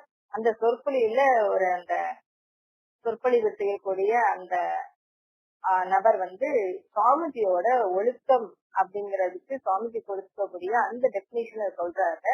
அந்த கதை தலைவனை அந்த ஒழுக்கத்துக்குரிய அந்த டெபினேஷனை கேட்ட உடனே அவர் மனம் திரும்பி மகிழ்ச்சி அடைகிறாரு, அமைதி அடைகிறாருங்கிற மாதிரி அந்த கதையோட முடிவுல இருந்தது. அந்த நாடகத்தை எழுதியவங்க பார்த்தா அருள்நிதி ரேவதின்னு போட்டிருந்தது. அப்ப எனக்கு ரொம்ப வியப்பா இருந்தது. அப்போ நாம ஒரு நல்ல விஷயத்த செய்யணும்னு நினைக்கிறோம். அப்ப செய்யறதுக்கு வாய்ப்பு சூழ்நிலை அமையாத போது நம்மளோட எண்ணம் வான்காந்தத்தில் மோதி அது தக்க சூழ்நிலையில யாரால் முடிக்க முடியுமோ அந்த காரியத்தை நிச்சயமாக முடிக்கக்கூடிய நபரை தான் இயற்கை இணைச்சு விடும் அப்படிங்கறது சுவாமிஜி சொன்ன அந்த கருத்தை யோசிச்சு பார்த்தேன். பரவாயில்லையே, நம்மளால செய்ய முடியாட்டாலும் இன்னொரு அன்பர் செஞ்சுட்டாங்க அப்படின்னு சொல்லி அவங்களுக்கு வாழ்த்து சொல்லி அவங்களுக்கு போன் பண்ணி ரொம்ப தேங்க்ஸ் பண்ணேன். அதுக்கு அந்த நாடகத்துல நடிக்கிறதுக்கு எனக்கு குரு வாய்ப்பு கொடுத்தது நினைச்சு ரொம்ப வியந்தேன். எப்போ ஆல் இண்டியா ரேடியோல ப்ரோக்ராம் பண்ணாலும் அவங்க குறைஞ்சது 300 to 500 வரையும் தருவாங்க. அப்போ எப்ப அந்த நன்கொடை அந்த இது கிடைக்குதோ அப்பெல்லாம் மகிழ்ச்சியோட புத்தகங்கள் தான் நிறைய வாங்கி நிறைய அன்பர்களுக்கு அதை அன்பளிப்பா கொடுக்கறது என்னோட வழக்கம். அதன் பிறகு எனக்கு சின்ன பிள்ளைங்களுக்கெல்லாம் சுவாமிஜியோட தத்துவங்களை பத்தி சொல்லணுமேனு ஒரு ஆசை வந்தது. அப்போ ஸ்கூல்ல ஏதாவது வேலை கிடைக்காதான்னு சொல்லிட்டு ஒரு அப்ளிகேஷன் போட்டேன். ஒரு மெட்ரிகுலேஷன் ஸ்கூல்ல இருந்து அழைப்பு வந்தது. அப்ப போனேன். அதுல முதல்ல ஒரு ரிட்டன் டெஸ்ட் வச்சாங்க. அதுல ஆசிரியர்களுக்கும் மாணவர்களுக்கும் இடையே உள்ள நட்பை பத்தி கேட்டிருக்காங்க. நானும் எழுதி கொடுத்துட்டு வந்தேன். எனக்கு அதுல நம்பிக்கையில அந்த ஸ்கூல்ல எல்லாம் நம்மளுக்கு கிடைக்குமா, ஏன்னா எம்எட் பிஎட் படிச்சவங்க எல்லாம் வந்திருந்தாங்க. சோ அவங்களுக்கு தான் கிடைக்கும். நான் MA MPhil Tamil literature, so தமிழாசிரியர் பணி நம்மளுக்கு எங்க கிடைக்க போகுதுன்னு சொல்லி வந்துட்டேன். பார்த்தா மறுநாளே அப்பாயின்மெண்ட் ஆர்டர் வந்துருச்சு, நீங்க ஜாயின் பண்ணுங்க அப்படின்னு சொல்லிட்டு. எனக்கு ரொம்ப வியப்பா இருந்தது. அப்போ அந்த ஹெட் மிஸ்ஸஸ்ட கேட்டேன், எப்படி நீங்க பிஎட் எம்எட் படிச்சவங்க எல்லாம் வந்திருந்தாங்களே அவங்களெல்லாம் தேர்ந்தெடுக்காம என்ன தேர்ந்தெடுத்திருக்கீங்களே, நான் தெரிஞ்சுக்கலாம்னு நினைக்கிறேன் மேடம் சொன்னோடனே, நீங்க ஆசிரியர் மாணவர்களுக்குரிய அந்த உறவை பத்தி ரொம்ப அழகா நீங்க எழுதிருக்கீங்கன்னாங்க. அப்பதான் நினைச்சேன், நானா எழுதினேன், அதுவும் சாமிஜி சொன்ன கருத்துக்களை தானே எழுதணும் அப்படின்னு நினைச்சேன். அப்போ அந்த குருவோட ஆற்றல் எவ்வளவு ஒரு அளப்பரியதுன்னு அப்படின்னு நினைச்சு ரொம்ப வியப்பா இருந்தது. அப்போ ஃபர்ஸ்ட்ல இருந்து 3rd ஸ்டாண்டர்ட் வரையும் நீங்க தமிழ் நடத்தணும்னு சொன்னாங்க. எனக்கு கொஞ்சம் கஷ்டமா இருந்தது. ஏன்னா சின்ன பிள்ளைங்களுக்கு தகுந்த மாதிரி அவங்க அறிவு நிலைக்கு தகுந்த மாதிரிதான் சொல்ல முடிஞ்சது. ஆனாலும் வாழ்க்கை தத்துவம், அவங்க சப்ஜெக்ட் பத்தி சின்ன சின்ன கதைகள் மூலமாக அந்த குழந்தைகளுக்கு டீச் பண்ணிட்டு இருந்தேன். ஒரு 2 வாரம் தான் அந்த ஸ்கூல்ல ஒர்க் பண்ணிருக்கேன்.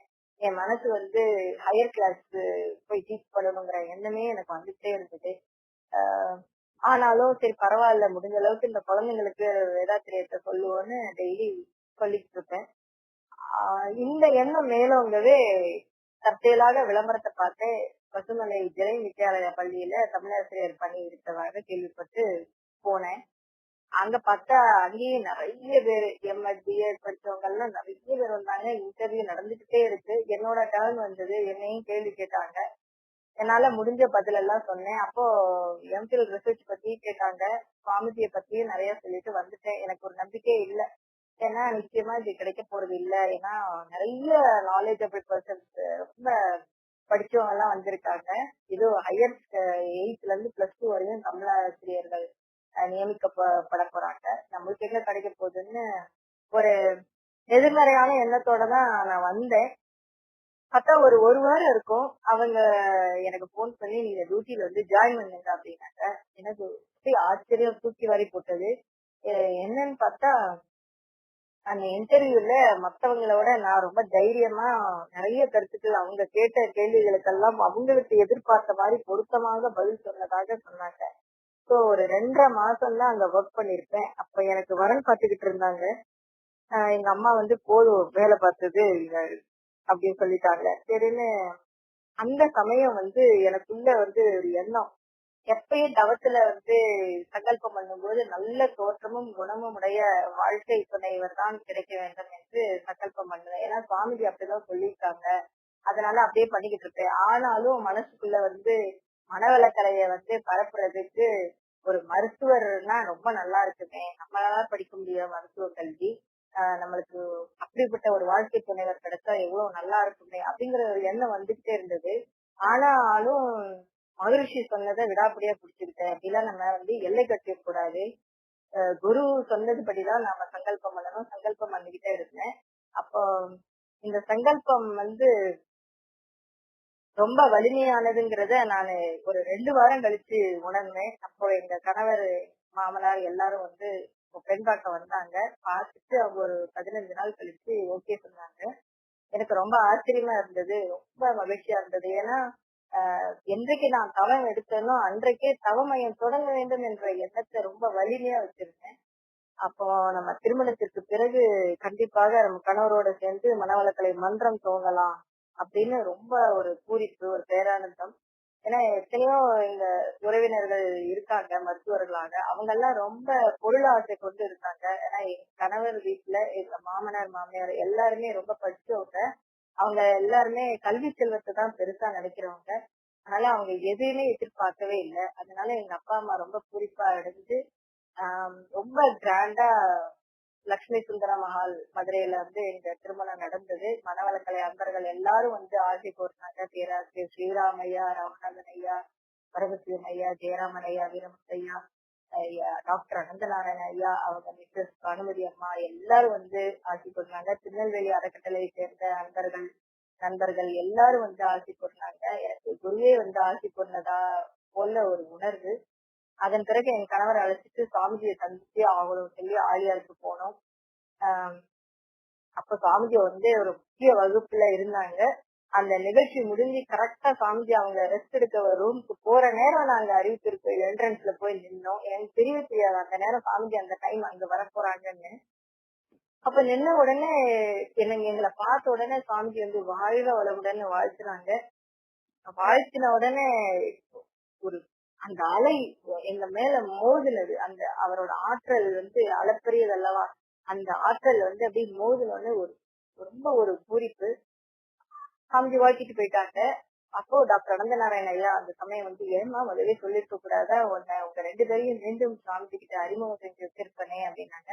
பரவாயில்லங்க ஐயா, சுவாமிஜியை பார்க்கணும்னு நினைச்சோம், அவரோட அருள் எங்களுக்கு கிடைக்கணும்னு நினைச்சோம், கிடைச்சிருச்சு, நாங்க கிளம்புறோம் சொல்லி நாங்க சென்னைக்கு வந்துட்டோம். அதன் பிறகு மன வாழ்க்கை ரொம்ப இனிமையாக இருந்தது. ஒரு சுவாமிஜியை சந்தித்த பிறகுதான் நான் தாய்வே பேர் அடைஞ்சேன்.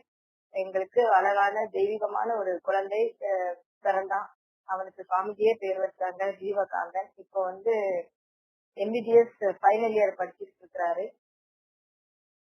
அந்த தவ குழந்தை வேணும்னு நான் நினைச்சதுனால அதே மாதிரி அமைஞ்சது. என் கணவரும் பயிற்சி எடுத்துக்கிட்டாரு. ஆனா என்ன மாதிரி ரொம்ப தீவிரமா அவர் இருக்க மாட்டாரு. எதுனாலும் அவருக்கு திரும்ப திரும்ப நினைவுபடுத்திக்கிட்டே இருப்பேன். அப்ப பயிற்சி செய்வாங்க. ரொம்ப என்ன மாதிரி ரொம்ப தீவிரப்பட்டதெல்லாம் எல்லாம் இருக்காது. அப்போ அவருக்கு பிஜி சீட் கிடைச்சது. எம்பி டிசிஎஸ்சி course, PG diploma course 2 years course வேலை பார்த்துட்டே படிக்கிற கிடைச்சது. கோர்ஸ் கிடைச்ச உடனே அவரு ராயப்பேட்டை அங்க விதத்துல பணிபுரிஞ்சுட்டு கோர்ஸ் படிச்சாங்க.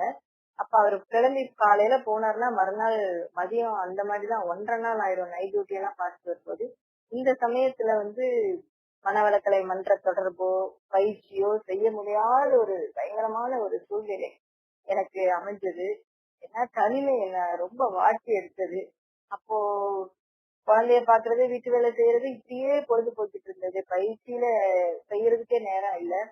இப்படியாக போய்கிட்டே இருக்கும்போது பயம், அந்த பழைய பதிவு எனக்கு ஆளுமை செய்ய ஆரம்பிச்சிருச்சு.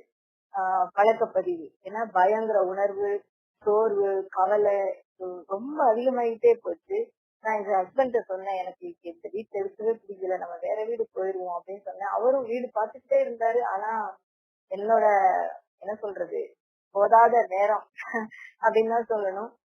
இப்படியாக இவங்க படிப்பு படிப்புன்னு இவங்க இருக்கும்போது, நான் வீட்டு வேலை, குழந்தை வளர்ப்பு அப்படின்னே இருந்துட்டு இருக்கும்போது மிகுந்த மன உளைச்சல் ஏற்பட்டு கொண்டே இருந்தது. அதெல்லாம் அப்படியே தவிர்த்துக்கிட்டே இருந்தேன். குருவர்களால அப்படியே தவிர்த்துக்கிட்டே இருந்தேன். ஒரு சமயம் வீட்டுல அப்படியே வேகமா நடந்து போய்கிட்டு இருக்கும்போது வழிக்கு விழுந்து பின்னாடி தலையில ஒரு பலத்த அடி ஏற்பட்டது. அதுக்கப்புறம் ஒரு பெரிய ஒரு அதிர்ச்சி எனக்குள்ள. என்னன்னே புரியல. கொஞ்சம் கொஞ்சமா என்னோட உள்ளங்கால்ல இருந்து அப்படியே மரத்து மரத்து போய்கிட்டே வந்தது. காலையில எழுந்தோடனே தரையில காலை ஊனவே முடியாது. அந்த அளவுக்கு மரத்து போய்கிட்டே வந்தது. ஒண்ணுமே புரியல. எங்க ஹஸ்பண்டும் நிறைய டெஸ்ட் எல்லாம் பண்ணாங்க. நிறைய டாக்டர்ஸ் எல்லாம் கேட்டாங்க. ஆனா திடீர்னு ஒரு நாள் பயங்கரமான தொண்டை வலி வந்தது. கழுத்தை தூங்க கூட முடியல. கழுத்தை திருப்ப கூட முடியாத அளவுக்கு பயங்கரமான தொண்டை வலி வந்தது. அதுக்கப்புறம் ஒரு பெரிய பாதிப்பு எனக்குள்ள ஏற்பட்டது. அப்படியே உள்ளங்கால்கள்லாம் மரத்து போய் ஆஹ் வலது முட்டி வந்து வீக்கமாயி நடக்கவே முடியாத அளவுக்கு உடல் சோர்வு பலகீனம் ஏற்பட்டது. அப்ப எங்க குழந்தைக்கு வயசு பாத்தீங்கன்னா 1.25 வயசுதான். ரொம்ப மனச்சோர்வுக்குள்ளான எங்க பெற்றோர்கள், எங்க மாமனார் மாமியார் எல்லாருமே ரொம்ப கலங்கிட்டாங்க. ஏன்னா ரொம்ப ஆக்டிவா ரொம்ப துருதுருன்னு இருக்கிற ஆளு இப்படி ஆனா எப்படி இருக்கும். பயிற்சி செய்ய முடியாத ஒரு சூழ்நிலையினால எனக்கு அந்த பழக்கப்பதிவு எச்சரிக்க ஆரம்பிச்சிருச்சு. அப்போ எல்லாத்தையும் வந்து அப்படியே கொஞ்சம் கொஞ்சமா தாண்டிக்கிட்டேன். சரி இது என்னதான் இந்த பிரச்சனைன்னு சொல்லி டெஸ்ட் பண்ணி பார்த்ததுல ரொமட்டாய்டு ஆர்த்ரைட்டிஸ்னு ரிப்போர்ட் வந்தது. அப்போ ரொம்ப மனசு உடைஞ்சு போயிட்டேன். அப்ப எனக்கு தெரிஞ்ச மருத்துவர்கள் கிட்ட போன்ல ஆலோசனை கேட்டப்ப, எப்படி டயபிட்டிஸ் வந்தா போகாதோ அதே மாதிரி இந்த ரொமட்டாய்டு ஆர்த்ரைட்டிஸ் ஒன்ஸ் வந்தாச்சுன்னா நீங்க அதை வந்து அக்செப்ட் பண்ணி தான் ஆகணும் அப்படின்னு சொல்லிட்டாங்க. என்னால ஏற்றுக்கொள்ளவே முடியல. ஏன்னா நடக்க முடியல. ஒரு சின்ன ஒரு டம்ளர் கூட தூக்க முடியல. அவ்வளவு பலகீனம் ஆயிடுச்சு. உடம்புல இருக்கிற அத்தனை அவயங்களும் வலி வலி வலி. 24 மணி நேரம் வலிதான். எலும்புகள் அத்தனையும் வலி. மனுஷி எனக்கு ஏன் இப்படி எல்லாம் ஏற்பட்டது அப்படின்னு சொல்லி கண்ணீர் விட்டு குருகிராம நினைச்சு உருக்கமா பிரார்த்தனை பண்ணிக்கிட்டே தான் இருப்பேன். அப்புறம் எங்க எங்க ஹஸ்பண்டும் வந்து சுவாமிஜியோட அந்த சென்னையில திருவான்மையூர்ல இருக்கக்கூடிய அந்த சித்தா ஹாஸ்பிட்டல் எல்லாம் கூட்டிட்டு போனாங்க. ஏன்னா மகரிஷினால நான் ரொம்ப பிரியப்படுவேன்னு தெரிஞ்சுட்டு என்னோட மனசு புரிஞ்சிச்சு. அவங்களும் அதுக்கப்புறம் நல்லா பயிற்சி பண்ண ஆரம்பிச்சாங்க. என் கணவரை ஒரு பெரிய பேராசிரியர் லெவலுக்கு கொண்டு வரணும்னு நான் ரொம்ப ஆசைப்பட்டேன். அந்த மாதிரி என்னோட ஆசையை கொஞ்சம் கொஞ்சமா பூர்த்தி பண்ணாங்க. ஆஹ் ஆனாலும் எனக்கு வந்து அந்த மூட்டு வலி வந்து குறையவே இல்லை. ஆனாலும் நான் வந்து பயிற்சியை விடாம செஞ்சுட்டே இருந்தேன். என் கணவர் மருத்துவர் என்பதால் அவர் வந்து பார்த்து பார்த்து எனக்கு மருந்துகள் கொடுத்தாங்க. கொடுத்து கொடுத்து ஓரளவுக்கு தாங்கக்கூடிய சக்தி வந்தது. கொஞ்சம் அப்படியே ஒரு 6 வருஷம் அப்படியே வலியோட பயிற்சியும் செஞ்சுட்டு அப்படியே போராடி வாழ்க்கையை ஓட்டிக்கிட்டு இருந்தேன். அப்ப வந்து 2004ல சொந்த வீடு வாங்கின பிறகு நம்ம வந்து மன்றம் ஆரம்பிச்சு தீரணும்னு சொல்லி மன்றம் ஆரம்பிச்சோம். அது கொஞ்சம் சின்ன ஹாலு, பரவாயில்லன்னு மன்றம் தொடங்கினோம். அதன் பிறகு அந்த வழியோடையே வர்ற அன்பர்களுக்கு உடற்பயிற்சி நானும் சொல்லி கொடுத்துட்டே இருந்தேன். காலப்போக்குல கொஞ்சம் கொஞ்சமா கொஞ்சம் குறையும், அப்புறம் கூடும், அப்படியே இருந்தது. அதன் பிறகு சுவாமிஜியை சந்திக்கணும்னு ஒரு ஆவல் வந்தது. 3வது முறையாக அருள் தந்தையை பார்க்க 2005ல சுவாமிஜியோட கடைசி பிறந்தநாள் அப்ப ஆழியாறு சென்றோம். அப்போ சுவாமிஜி வந்து ஈவினிங் வந்து அறிவித்திருப்பையில சுத்தி வர்றத கேள்விப்பட்டு நானும் என் கணவர் எங்க குழந்தை ஜீவகாந்தன் 3 பேரும் அப்படி அறிவித்திருப்பல் வளாகத்துல நின்றுட்டு இருக்கோம். சாமிஜி அப்படியே வர்றாங்க. என்னை எப்படிதான் பார்த்தாங்களோ தெரியல.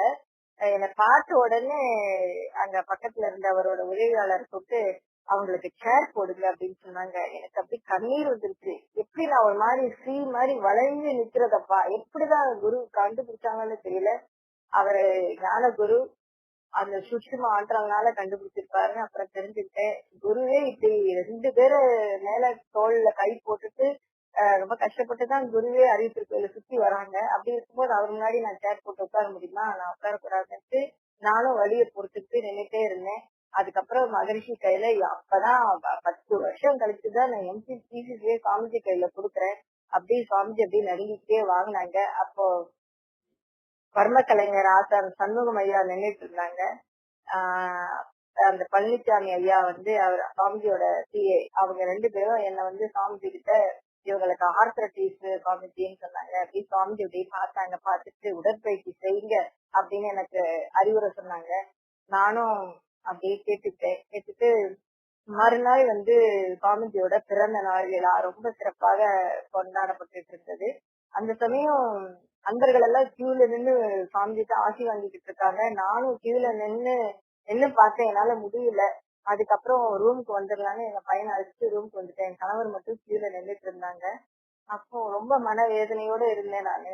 குரு சொன்ன பயிற்சிகளை செய்யாம இவ்வளவு தூரம் உடம்ப கெடுத்து வச்சு இப்ப வந்து உட்கார்ந்துருக்கோமேன்னு எனக்குள்ள ரொம்ப வேதனை.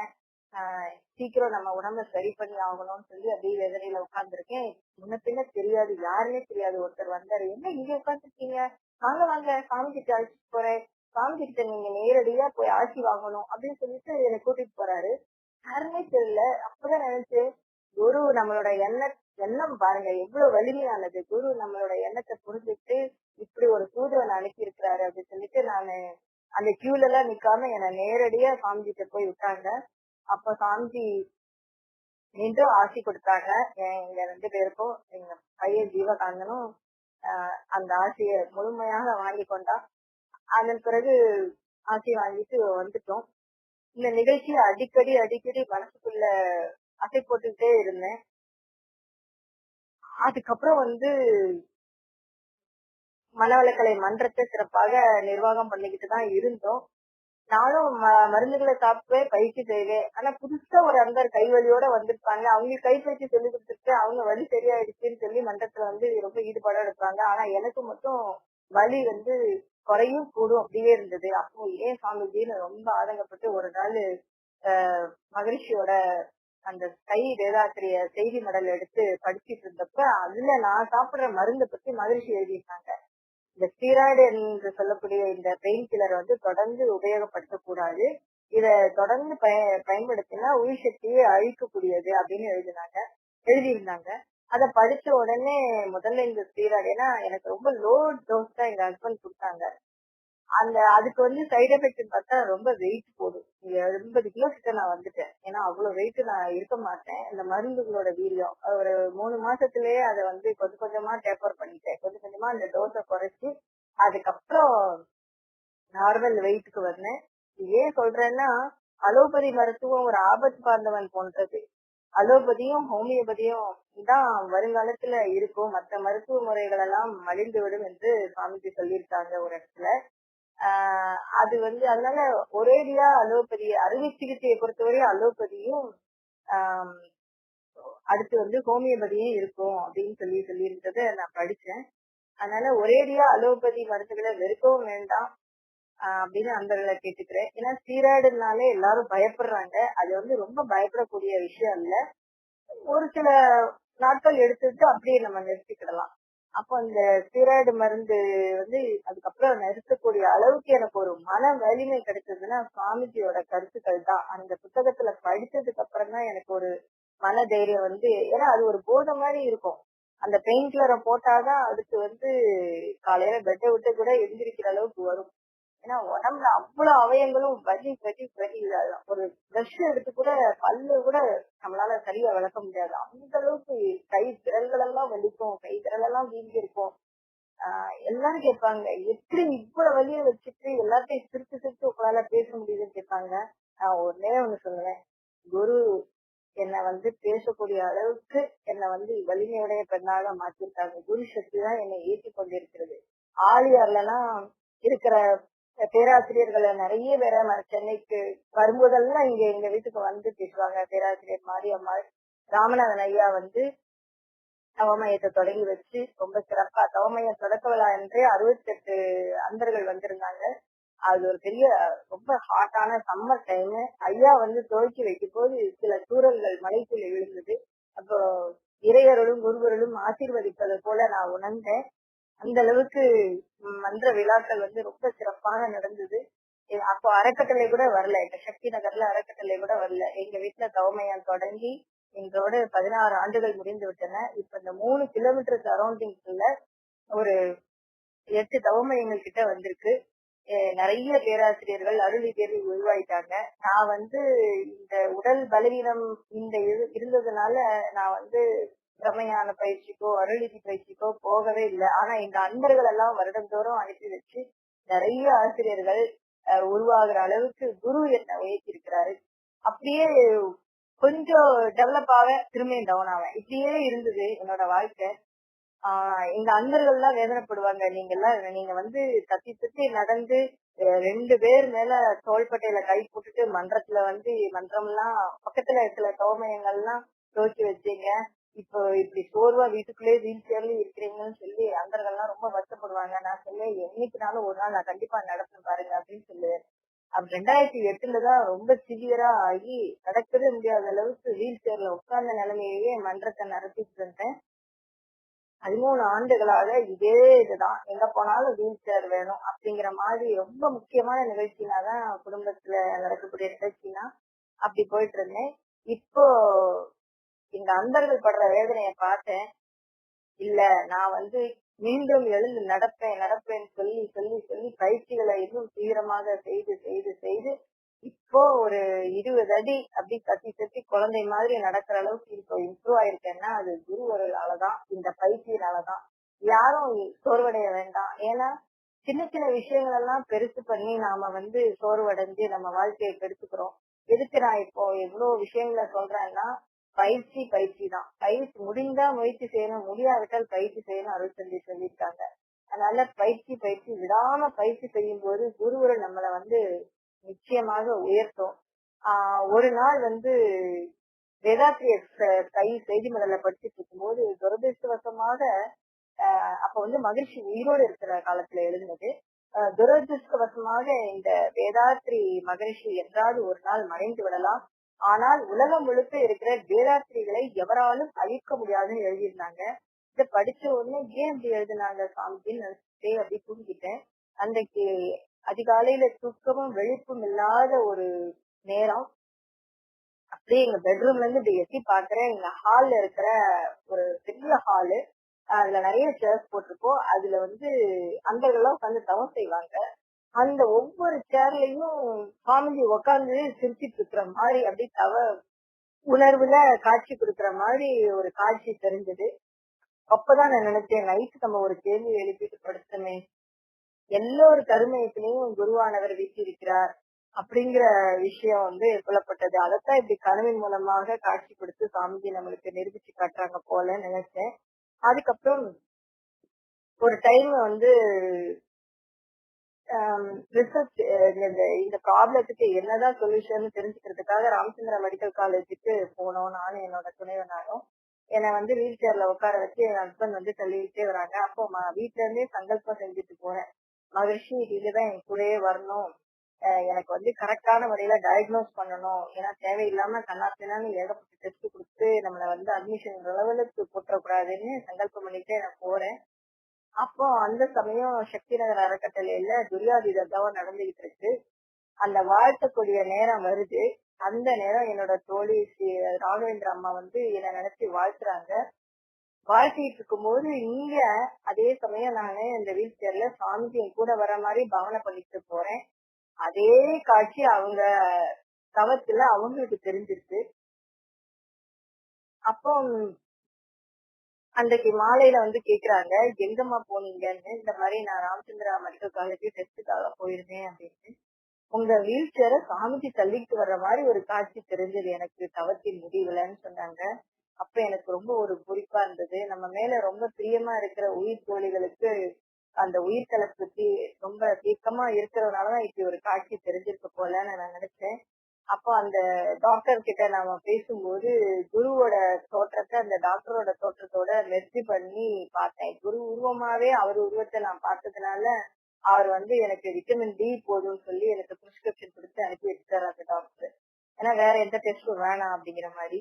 இது எதுக்காக சொல்ல வரேன்னா, ஒவ்வொரு க்ஷணமும் குரு நினைவாகவே இருக்கும் பொழுது நமக்கு சரியான ஒரு ரிசல்ட் வந்து குரு கொடுப்பாரு. இதுக்கு இந்த ஒரு நிகழ்ச்சி ஒரு உதாரணம். இப்போ ஒரு 3 வருஷத்துக்கு முன்னாடி எனக்கு வந்து பித்தப்பையில கல் இருப்பதாக ரிப்போர்ட் வந்தது. ரொம்ப கொஞ்சம் மனசு உடைஞ்சுதான் போயிட்டேன். ஏன்னா எங்க அப்பா அம்மா தங்க 3 பேருக்குமே பித்தப்பையில கல் இருந்தது. சோ இதுவும் பரம்பரையாலதான் வந்திருக்கு போல அப்படின்னு நான் நினைச்சேன். இருந்தாலும் மனசு தளரல. அலோபதி சிகிச்சையை பொறுத்தவரையும் அவங்க அறுவை சிகிச்சையை தான் சொல்லுவாங்க. அதனால நான் அறுவை சிகிச்சைக்கு தயாரா இல்ல. ஹோமியோபதி மெடிசன் எடுத்துக்கிட்டு சுவாமிஜியை நினைச்சு தினமும் மானசீகமா பிரார்த்தனை பண்ணிக்கிட்டே இருப்பேன். எனக்கு இயற்கை வழியில ஒரு தீர்வு வேணும் சுவாமிஜி அப்படின்னு நினைச்சுட்டே இருக்கும்போது தற்செயலாக Facebookல வந்த ஒரு செய்தியை படித்து இந்த மன்றத்தந்தர் சாந்தாம்மா சொன்னாங்க, இந்த மாதிரி ரணக்கல்லின்னு ஒரு மூலிகை இருக்குதான், அது திருச்செந்தூர்ல பரமேஸ்வரன் ஒருத்தர் கொடுக்குறாருன்னு கேள்விப்பட்டேன்னு சொல்லி எனக்கு சொன்னாங்க. உடனே திருச்செந்தூருக்கு என்னோட தங்கை கணவர் ஒரு ஆளை அனுப்பி விசாரிச்சு பார்த்ததுல அவரோட போன் நம்பர் கொடுத்தாங்க. சரின்னு நான் போன் பண்ணி கேட்டப்ப அவர் வாழ்க வளமுடன்னு சொன்னாரு. ரொம்ப மகிழ்ச்சியா இருந்தது. என்னடா நம்மளோட பிரார்த்தனை இவ்வளவு சீக்கிரம் வலுவடைஞ்சிருச்சேன்னு நான் நினைச்சேன். ஏன்னா அவரு 7 வருஷமாக கிட்னி ஸ்டோனுக்கு ரணக்கல்லி என்ற மூலிகைய இலவசமாக கொடுக்கிறாருன்னு அவர் சொன்னாரு. அவர் சுவாமிஜி கிட்ட பயிற்சி எடுத்ததுக்கு அப்புறம் அவரோட தீய பழக்கத்துல இருந்து விடுதலை ஆனாரு அப்படிங்கிற கதையும் என்கிட்ட சொன்னாரு. உடனே எனக்கு குரியர்ல அந்த இலைகளை அனுப்பி வச்சாரு. அந்த இலைகளை சாப்பிட்டதுக்கு அப்புறம் ஒரு 5 நாள் கழிச்சு எனக்கு ஒரு புது தெம்பு கிடைச்சது. அதுக்கப்புறம் அந்த மூலிகையை நானே எங்க வீட்டு தோட்டத்துல வளர்க்க ஆரம்பிச்சிருக்கேன். அதுக்கப்புறம் ஒரு மாசம் இடைவெளியில மீண்டும் அவர் அந்த மூலிகை அனுப்பி வச்சாரு. எக்ஸ்ட்ரா 2-3 இலைகளை அனுப்பி வச்சிருந்தாரு. அப்போ எதுக்கு எக்ஸ்ட்ரா கொடுத்திருக்காங்க, சரி யாராவது ஒருத்தருக்கு பயன்படுத்துங்கிற நல்ல நோக்கத்துல கொடுத்திருக்காருன்னு நினைச்சேன். அப்போ எனக்கு தெரிஞ்ச ஒரு பேராசிரியர் அவர் மகனுக்கு கிட்னில ஸ்டோன் இருக்கிறதாக சொல்லி இந்த மூலிகையை கேட்டு வந்தாங்க. அப்ப நான் அந்த மூலிகையை கொடுத்தேன். நீங்க சொன்னா ஆச்சரியப்படுவீங்க, அந்த மூலிகையை சாப்பிட்டு அந்த பையனுக்கு 4வது நாள் ஸ்டோன் வெளியே வந்துருச்சு. அவங்க ரொம்ப வாழ்த்துனாங்க, பாராட்டுனாங்க. நான் சொன்னேன், எனக்கு கொடுத்த அந்த பரமேஸ்வரன் ஐயாவுக்கு தான் உங்க பாராட்டும் நன்றியும். குரு தான் இப்படி ஒரு நபரை நம்மளுக்கு அடையாளம் காமிச்சிருக்காங்க. அதனால நீங்க குரு ஆற்றலுக்கு நன்றி சொல்லுங்கன்னு நான் சொன்னேன். ஏன்னா 70,000 பணம் மிச்சம் பண்ணி கொடுத்துருக்கீங்க. நான் சர்ஜரின்னு போனா சின்ன வயசு 23 வயசு இந்த பையனோட நிலைமை என்னத்துக்கு ஆகும் அப்படின்னு சொல்லி ரொம்ப உருகி அந்த பேராசிரியருக்கு நன்றி சொன்னாங்க. ஏன் சொல்றேன்னா, ஒவ்வொரு சோதனை காலகட்டத்திலும் மனம் தளராம குரு சக்தியை தீர்க்கமாக நம்ம புடிச்சுக்கிட்டு நம்ம பயிற்சி பயிற்சி பயிற்சி குருவோட நினைவுலயே நம்ம இருக்கும்போது ஒவ்வொரு க்ஷணமும் நொடிக்கு நொடி குருவோட ஈர்க்கலப்போடு நாம வாழும்போது குரு நம்மை நிச்சயமாக உயிர்ப்பார் அப்படின்றதுக்கு இத்தனை நிகழ்ச்சிகளும் சான்று. கூடிய விரைவில் நான் ஆலியாருக்கு சென்று என்னோட அனுபவங்களை எல்லாம் நண்பர்களுக்கு சொல்லணும். நான் எப்படியெல்லாம் பயிற்சி செஞ்சேன், எப்படியெல்லாம் மேன்மை நிலைக்கு வந்தேங்கிறதே ஒரு புத்தகமாகவே வெளியிடணும். அந்த அளவுக்கு விஷயங்கள் இருக்கு. இப்போ நீண்ட நேரம் நான் எடுத்துக்கிட்டேன். அன்பர்கள் இவ்வளவு நேரம் பொறுமை காத்து என்னோட கதையை கேட்டதுக்கு ரொம்ப ரொம்ப நன்றி. வாழ்க வளமுடன். இந்த வாய்ப்புக்கு அளித்த அரவன் பாலா ஐயா அவர்களுக்கும் சேது பாலன் ஐயா அவர்களுக்கும் மிக்க நன்றி. வாழ்க வளமுடன், வாழ்க வளமுடன்.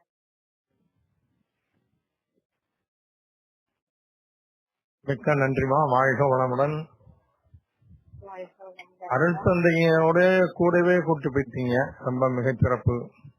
நமது வாழ்வில் நம்மை உயிர்க்கும் குரு குழந்தை பருவம் முதல் அம்மையை உயிர்த்த வகை அனைத்தையும் உயிரோடு கலந்துரைந்து காயமே இது மெய்யடா கடவுள் வாழும் பையடா என அருள் தந்தையுடன் உறைந்து நின்று வாழ்வின் நிகழ்ச்சிகளை பல பல சான்றுகளுடன் அம்மையை உயிரித்த அருள் தந்தையின் உள்ளுணர்வில் குருவை விட்டு அகலா நிலையில் அருள் அறிவி என குருவின் ஆற்றலை நேர்மறை எண்ணங்களுடன் வாழ்வின் ஒவ்வொரு நிகழ்ச்சிகளிலும் சங்கல்பம் செய்து வாழ்க்கை துணையை பெற்ற இனிய செய்திகளையும் வாழ்வின் நிலை உணர்ந்து அருள்வரை வழங்கியுள்ள இனிய மாந்தராக அருட்தந்தை உடனுறைய வாழ்ந்து வரும் அம்மா அவர்கள் இந்த மனிதகுலம் உய்ய அருள் தொண்டு ஏற்று வாழ்நாள் முழுவதும் வேதாத்திரிய நெறிகளை, விளக்கங்களை, சுய சிந்தனை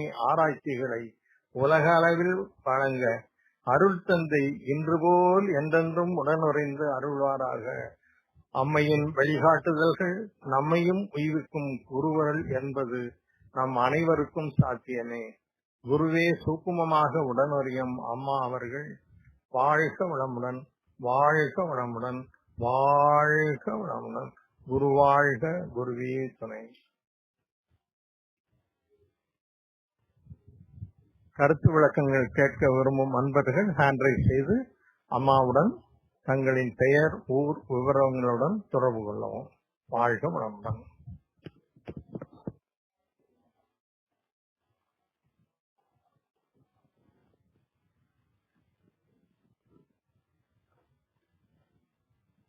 நாகமலம்மா பேசலாமா? வாழ்க வளமுடன்மா. வாழ்க வளமுடன்மா. அம்மா, நான் தஞ்சாவூர்ல இருந்து நாகம்மாள் பேசுறேன். உங்களுடைய ஒவ்வொரு முயற்சியும் விடாமுயற்சியில இவ்வளவு தூரம் பண்ணி இந்த அளவுக்கு வந்திருக்கீங்க. ரொம்ப மகிழ்ச்சிமா. நீங்க நீண்ட ஆயுளோட நல்ல சுகத்தோடும் இன்னும் இந்த மனவளக்கலைக்கு நல்ல தொண்டு செஞ்சு எங்களையும் ஊக்கப்படுத்திக்கிட்டு இருக்கீங்க. வாழ்க வளமுடன்மா. வாழ்க வளமுடன். வாழ்க வளமுடன். நன்றிங்கம்மா. வாழ்க வளமுடன். பாக்கியலட்சுமி அம்மா பேசலாமா?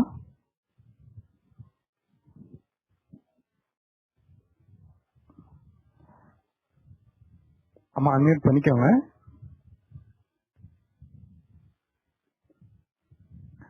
அம்மா வாழ்க வளமுடன். வாழ்க வளமுடன்மா. சென்னையிலிருந்து பாக்கியலட்சுமி அம்மா. தெரியுதுங்கம்மா. அப்படியே உங்க லைஃப் வந்துட்டோம். அப்படியே காலேஜ் லைஃப்ல இருந்து மெதுவா இன்னைக்கு வரைக்கும் வந்தாச்சு. அப்படியே கூட்டிட்டு வந்துச்சு. கொஞ்சம் கூட டைவர்ஷனே இல்லை. ரொம்ப அருமையா ஆழமா இன்பமயமா அப்படியே அதை வச்சு வாழ்த்திட்டே போகணும் போல இருக்கு. ரொம்ப ரொம்ப சிறப்பாக இருந்தது அம்மா. அருமை. வாழ்க வளமுடன். குருவோட எப்பொழுதும் நமக்கு துணையாக இருக்கட்டும். நன்றி அம்மா. வாழ்க வளமுடன். நன்றி அம்மா. வாழ்க வளமுடன். வாழ்த்துக்களை. நன்றிங்கம்மா. வாழ்க வளமுடன். பாலசுப்ரமணியா பேசலாங்கம்மா?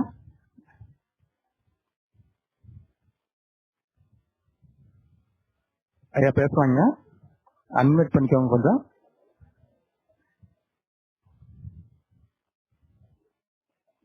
ஐயா வாழ்க வளமுடன். வாழ்க வளமுடன். கேக்குதா? ஐயா கேக்குறீங்க, பேசலாங்க. பேசுறேன். பாலசுப்ரமணி பேசுறேங்க.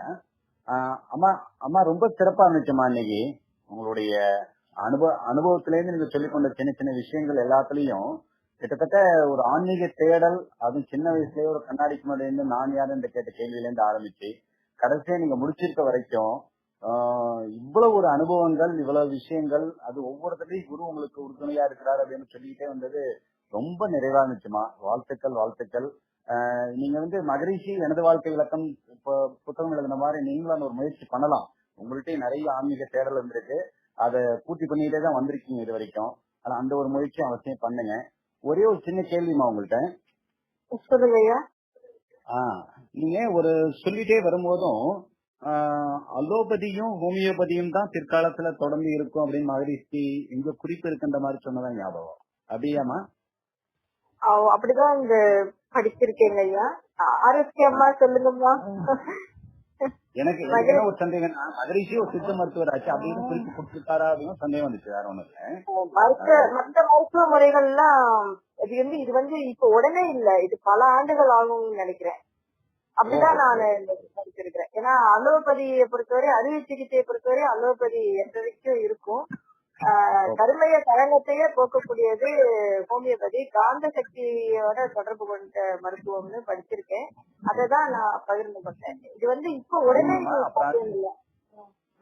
Okay okay. அப்புறம் டாக்டர் தன்சேகர் ஐயா எங்களுக்கே கிண்டி மண்டலத்துக்கே ஒவ்வொரு தடவையும் நம்ம உடலமைப்பு விஞ்ஞான பதவிக்கு ஐயா தான் வகுப்பெடுப்பாங்க. நீங்க ஐயா இன்னும் அந்த அளவுக்கு வரலையோன்ற மாதிரி யோசிச்சீங்களே. ஆன்மீகத்துல டெப்த்துக்கு பதில் சொல்லுவாங்கம்மா. தெளிவா பதில் சொல்லுவாங்க. எல்லா விளக்கமும் அழகா அதை உங்கள்கிட்ட தெரியப்படுத்தணும்னு சந்தோஷமா இருந்துச்சு. அது ஆரம்ப காலகட்டத்துல அவர் அவ்வளவு சீக்கிரம் வரல. இந்த பயிற்சியில நான் காட்டின பொறுமை, இவ்வளவு சகிப்புத்தன்மையை பார்த்துதான் அவங்க இதுக்குள்ள நுழைஞ்சாங்க. என்னோட வற்புறுத்தல். ஆமா. சரிம்மா சரிம்மா. நன்றிம்மா. நன்றி. வாழ்க்கை பாக்கியலட்சுமி கருத்துக்கள் சொல்லலாமா? அந்த மெடிசின் சம்பந்தமா அது சொல்லிட்டாங்க. அந்த சித்தா ஆயுர்வேதால மெட்டல்ஸ் எல்லாம் கொஞ்சம் அதிகமாக இருக்கிறதுனால எல்லாராலையும் எடுத்துக்கொள்ள முடியாதுங்கிற ஒரு விளக்கம் கொடுத்திருப்பாங்க. அம்மா அதை சொல்லிட்டாங்க. அதனால நான் மருந்துங்க. அது அந்த ஹோமியோபதி அப்படிங்கிறது நம்மளுடைய ஜீவகாந்த களத்தையே சமன் செய்யக்கூடிய ஒரு மருந்தாக செயல்படும் அப்படிங்கறதுதான். அவங்க பேசும்போதே சொன்னது அந்த அலோபதிங்கிறது அறுவை சிகிச்சைக்கு பயன்படுத்திக் கொள்ளலாம். மருந்து அப்படிங்கும் பொழுது ஜீவகாந்த அதாவது தோல் வரைக்கும் ரத்தம் அது ஒவ்வொன்றும் சீரமைக்கக்கூடியதாக இருக்கு. ஒவ்வொரு மருந்தும் ஒவ்வொரு லெவல்ல தான் ஒர்க் பண்ணுது. ஆனால் ஹோமியோபதி மட்டும்தான் ஜீவகாந்தத்திலே சமன் செய்யக்கூடியதாக சீர் செய்யக்கூடியதாக இருக்குங்கிறதுனால நாளடைவுல உலகம் முழுவதுமே ஹோமியோபதி தான் சிறப்பாக இருக்கும் அப்படின்னு சொல்லியிருக்காங்க. வாழ்க வளமுடன் ஐயா. நன்றிங்கம்மா. வாழ்க வளமுடன். வாழ்க வளமுடன். நன்றி ஐயா. நன்றிங்கய்யா. வாழ்க வளமுடன். ராஜகோபால் மோகன்தாஸ் ஐயா பேசுறேங்க.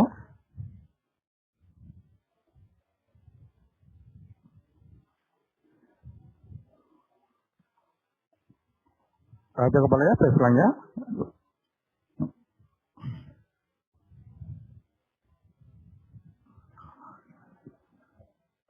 ஐயா வாழ்க வளமுடன்.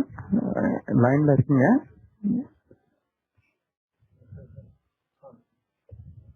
வாழ்க வளமுடன். KS சாந்தி அம்மா பேசலாமா? வாழ்க வளமுடன்மா.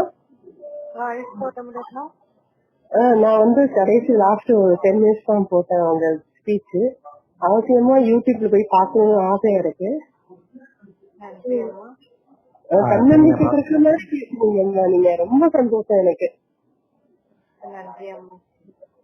வாழ்க வளமுமா. நன்றிங்கம்மா. நன்றிங்கம்மா. வாழ்க வளமுடன். பத்மினி ஆறுமுகம் அம்மா பேசலாமா?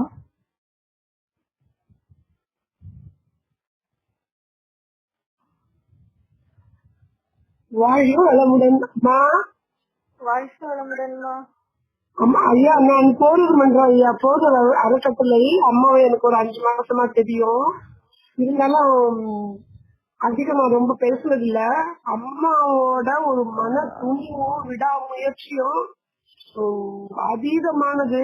இப்ப இந்த 5-6 மாசமா அந்த அன்பர்களை நேசிக்கிற ஒரு தன்மை இருக்கு பாருங்க.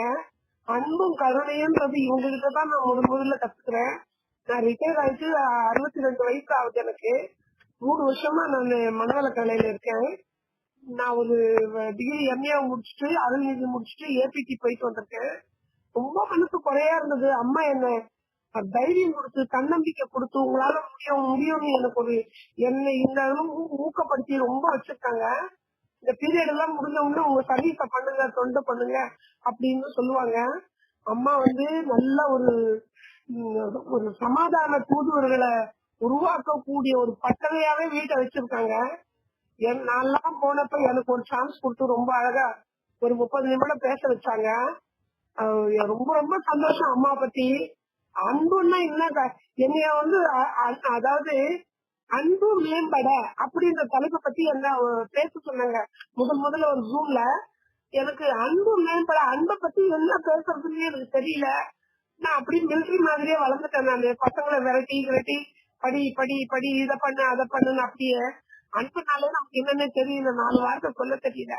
இன்னைக்கு அம்மா கிட்ட போயிட்டு இந்த ஒரு 6 மாசம் 5 மாசம் தான் அழகா அம்மா அவளை என்ன நல்லா பண்படுத்தி இருக்காங்க. அம்மா அவங்களோட உடல்நலம் ரொம்ப சீராகி அவங்க அன்பு குடும்பமும் அம்மாவும் ஐயாவும் குழந்தையும் அம்மா நடக்கணும், நல்லா நடந்து வரணும். ஆழியாருக்கு நடந்து போறதை நம்ம பார்க்க போறோம்.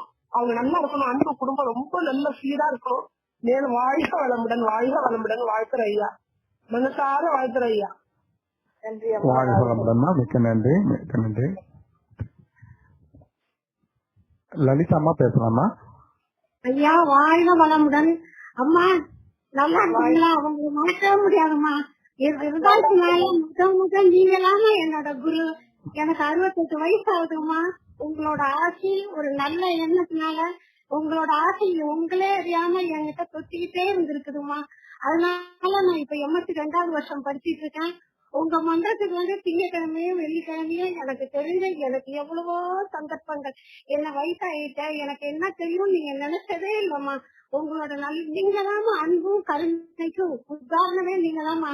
உங்க நல்ல மனசுக்கு உங்க நல்ல எண்ணத்துக்கு உங்களோட விடாமுயற்சிக்கு குரு மேல வச்சிருக்க நம்பிக்கைக்கு நீங்க ரொம்ப நல்லா வருவீங்க. உங்க எல்லாருக்கும் ஒரு வாழ்க்கைக்கு ஒரு எடுத்துக்காட்டா இருக்கீங்கம்மா. எவ்வளவு பேரை உருவாக்கி இருக்கீங்க. உங்களால முத ஆரம்பிச்சதுதான் அந்த மன்றம். அதுக்கப்புறம் தான் எல்லாம் சுத்திக்கிட்டு இருந்தது. அதோட பாசம் என்னை இன்னும் விடல. உங்கள்கிட்ட நான் சுத்திக்கிட்டே இருக்கேம்மா. நீங்க வாழ்க வளமுடன். நீங்க எல்லா அதுக்கு ராற்றல் கருணையினம், உடல் நலம், நீளாயும், நிலை செல்வம், உயர்ப்புகள், மெய்ஞானம் ஓங்கி வாழ்க. வாழ்க வளமுடன், வாழ்க வளமுடன். அம்மா, எனக்கு வாய்ப்பளித்ததுக்கு ரொம்ப நன்றிம்மா. ரொம்ப நாள் கழிச்சு உங்களோட நான் பக்கத்திலே இருந்து இப்பதான் என்னால பேச முடிஞ்சதும்மா. வாழ்க வளமுடன். வாழ்க வளமுடன்மா. எல்லாம் குருவுக்கு அர்ப்பணம்மா. நீங்க சொன்ன அத்தனை விஷயம் குருவை சேர்ந்ததுதான்மா. தேங்க்ஸ்மா, ரொம்ப நன்றிம்மா. வாழ்க வளமுடன் அம்மா. வாழ்க வளமுடன். ராமச்சந்திரனையா பேசுறாங்க. அம்மா வாழ்க வளமுடன். வாழ்க வளமுடன்.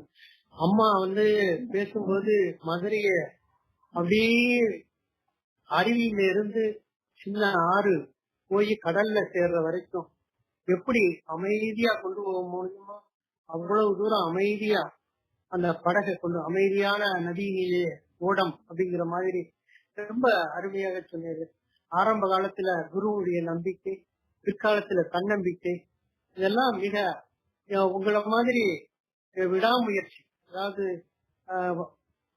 உயர்வு வரும் பொழுது அதை ஏற்றுக்கொண்டு, தாழ்வு வரும் போதும் அதை விடாமுயற்சியோடு அதே நிலையில மனப்பக்குவத்தோடு வைத்திருக்கிறீர்கள். வேதாத்திரி முழுமையாக உங்களுள் இருக்கிறது என்பதை காட்டுகிறது. ஏனென்றால் எந்த நிலையிலும் மாறுபாடாமல் சொன்னீர்கள்.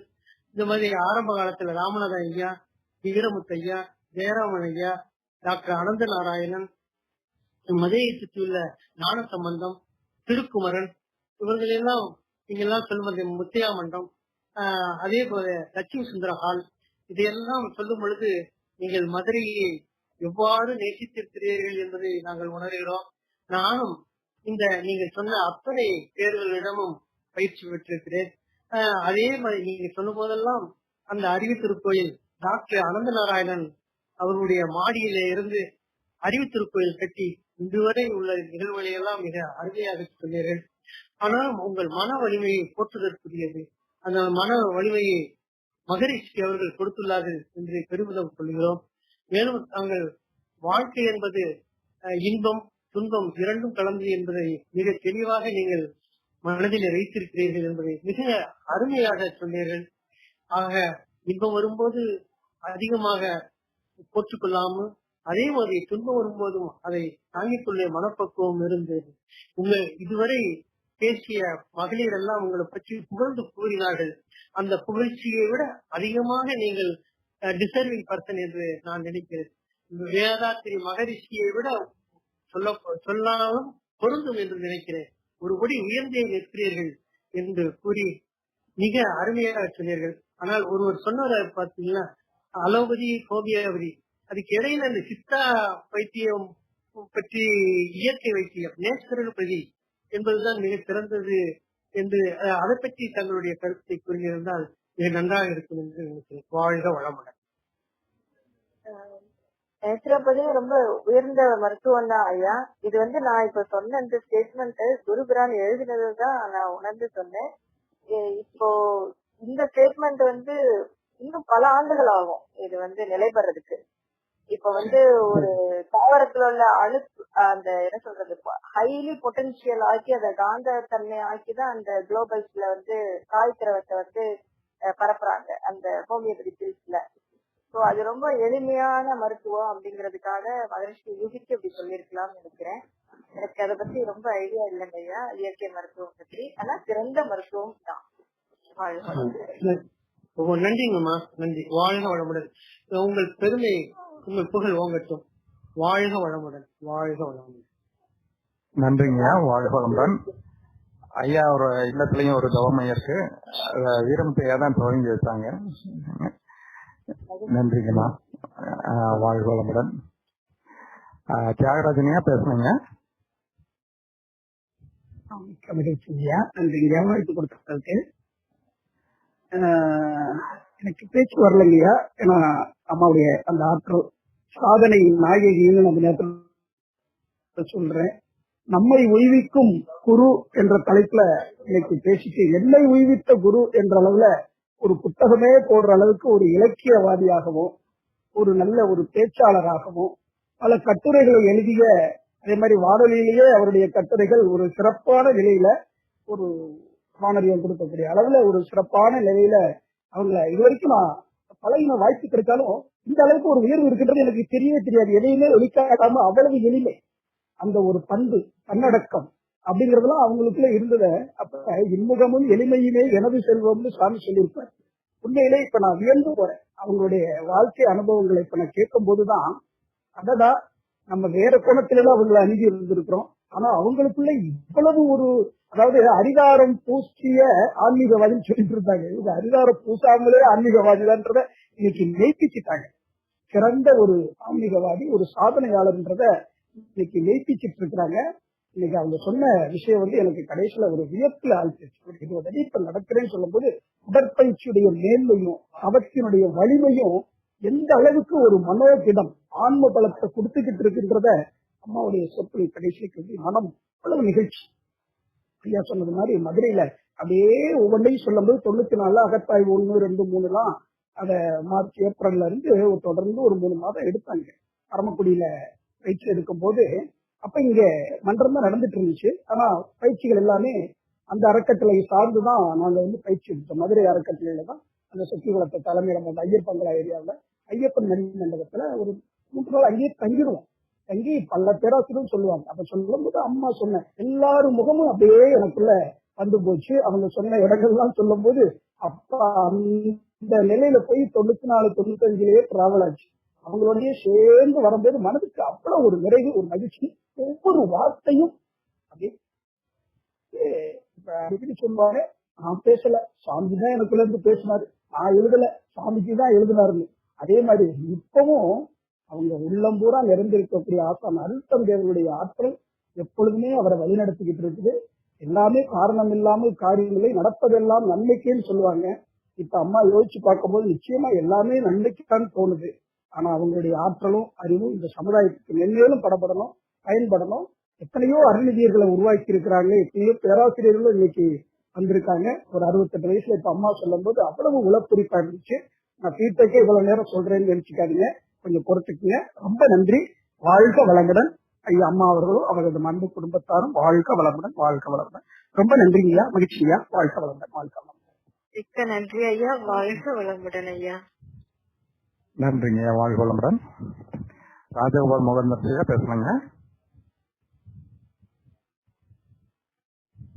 ஐயா பேசுறாங்க.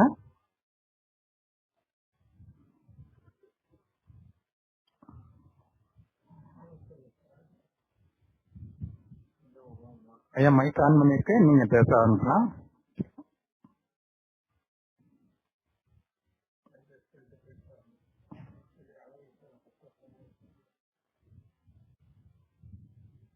நீங்களே அட்மிட் பண்ணி பேசுங்க.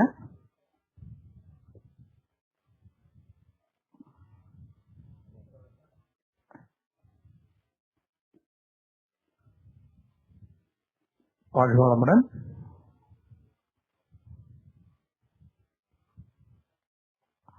அழகிரி சாமி ஐயா பேசுறாங்க. அழகிரி சாமி, கிருஷ்ணசாமி ஐயா. வாழ்க வளமுடன் அம்மா. வாழ்க வளமுடன் ஐயா. அனைவருக்கும் அம்மா இன்றைய சிந்தனை உரை அவ்வளவு ஒரு அற்புதமான சிந்தனை உரை. இதை கேட்க சொல்ல போனா கொடுத்து வச்சிருக்கணுங்க. ஏன்னா இதைத்தான் சொல்ல முடியுங்க.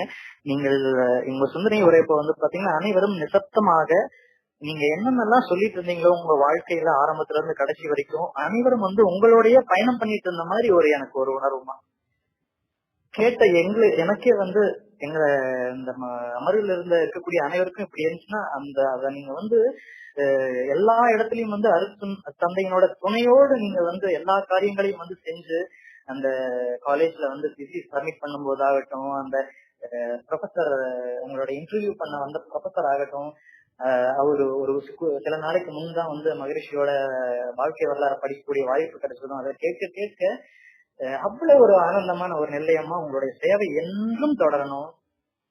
வேதாத்திரியம் வந்து பாத்தீங்கன்னா உலகம் முழுவதும் வெகு விரைவில் சென்று சேர்ந்து உலக அமைதி வெகு விரைவில் வந்து உருவாகுங்கிறது வந்து எந்த ஒரு மாற்றமும் இல்லையுமா. அதை சீக்கிரமா வந்து நடக்கணுங்கிறது வந்து என்னோட வேண்டுகோள். அது உங்கள் மாதிரி ஒரு முதுநிலை ஆசிரியர்கள் மூலமாக சீக்கிரமா அது நடைபெறுங்கிறது வந்து எனக்கு என் கண் முன்னாடி வந்து எப்ப பார்த்தாலும் துடிச்சுட்டே இருக்குங்க. இதெல்லாம் நடக்கணும்னு சீக்கிரமா. ரொம்ப நன்றி அம்மா. வாழ்க வளமுடன் ஐயா. உங்க வாழ்த்துக்கு ரொம்ப நன்றி. நன்றிங்க. வாழ்க வளமுடன். வசந்தி கண்ணன் அம்மா பேசலாமா? வாழ்க வளமுடன்மா.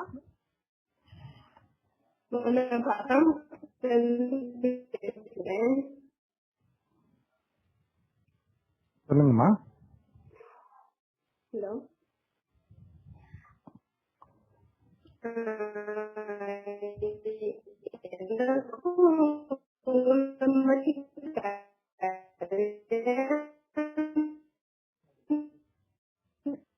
முன்னாடி வரைக்கும் ரொம்ப ஸ்மூத்தான மாதிரி சரியா கேட்கல, கொஞ்சம் ரிப்பீட் பண்ணுங்கம்மா. அப்புறம் கையாளுக்கு அப்புறம் அம்மா வசந்தி அம்மா சரியா கேட்கல, கொஞ்சம் சரியா சொல்லுங்கம்மா. முதல் குழந்தை நல்லபடியா அரசுடைய ஆசிரியர் நல்லபடியா பெற்றெடுத்தேன். ரெண்டாவதுக்கும் வந்து அபார்ட் ஆச்சு, எனக்கு ரொம்ப மன உளைச்சல் இருந்துச்சு.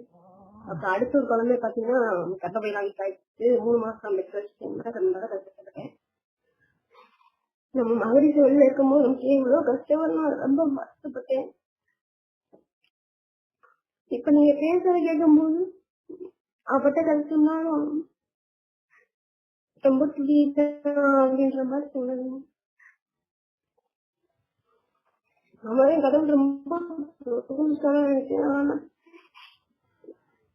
என்னோட நீங்க ரொம்ப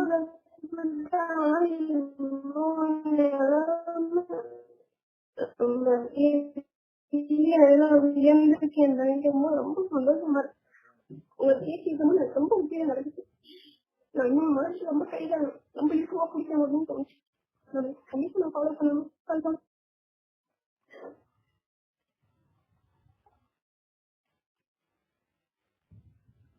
வாழ்க வளமுடன்மா. வாழ்க வளமுடன்மா. நீங்க தைரியமா இருங்க. குரு உயிர் கலப்பு நம்ம எல்லாருக்குள்ளே இருக்கு. குருவோட ஆற்றல் நிச்சயமாக நம்ம எல்லாரையுமே உயிர்க்கும். அதுக்காக தான் என்னோட வாழ்க்கை முழுவதும் நான் சந்தித்த சோதனைகளை குருவர்களால சாதித்து கொண்டிருக்கிறேன். அதுக்காக தான் இவ்வளவு விஷயங்களே சொன்னேன். நீங்க தைரியமா இருங்க, உற்சாகமா இருங்க, நம்பிக்கையோட இருங்க. வாழ்க வளமுடன். நன்றிங்கம்மா. வாழ்க வளமுடன். சிவாசங்கரன் பேசுறீங்க. ஐயா வணக்கம் ஐயா. வாழ்க வளமுடன். அம்மா வணக்கம்மா. வாழ்க வளமுடன். உங்க நிகழ்ச்சி நான் கேட்டேன், கண்ணீர் தான் வருது. மகரிஷியோட நீங்க கூட்டிட்டு போனீங்க. நான் மகரிஷி நான் பார்த்தது கிடையாது. லேட்டா தான் மனமல கலைக்கு வந்தேன். உங்களோட வாழ்க்கையில அனுபவப்பட்டத அத்தனை பேரை ஒருத்தரை விடாம நீங்க கரெக்டா நினைவுபடுத்தி நன்றி கூறும் வகையில எல்லாத்தையும் நினைவுபடுத்திட்டு உங்க கணவர் முதல் கொண்டு எல்லாத்தையும் சொல்லி உண்மையிலேயே இந்த தலைப்புக்கு ஏற்ற ஆள் நீங்க தான். ரொம்ப அற்புதமா நீங்க அந்த சொல்லிருக்கீங்க. இது ஒவ்வொரு மனவள கலைஞர்களும் ஒவ்வொரு மக்களுக்கும் சேரும் போது தன்னம்பிக்கையோட எவ்வளவு கஷ்டம் வந்தாலும் அவன் மேல்நிலைக்கு வரக்கூடிய அருமையான கருத்துக்களை சொல்லிருக்கீங்க. உங்களை மக்கள் வந்து புரிஞ்சுக்கிட்டாங்க, நல்லா முன்னேறுவாங்க. அது மட்டும் இல்ல, உங்களுக்கு வரக்கூடிய சோதனைகள் எல்லாமே பாத்தீங்கன்னாவே எல்லா மகான்களும் பாத்தீங்கன்னாவே சோதனையை பட்டுத்தான் மேல்நிலைக்கு வந்தாங்க.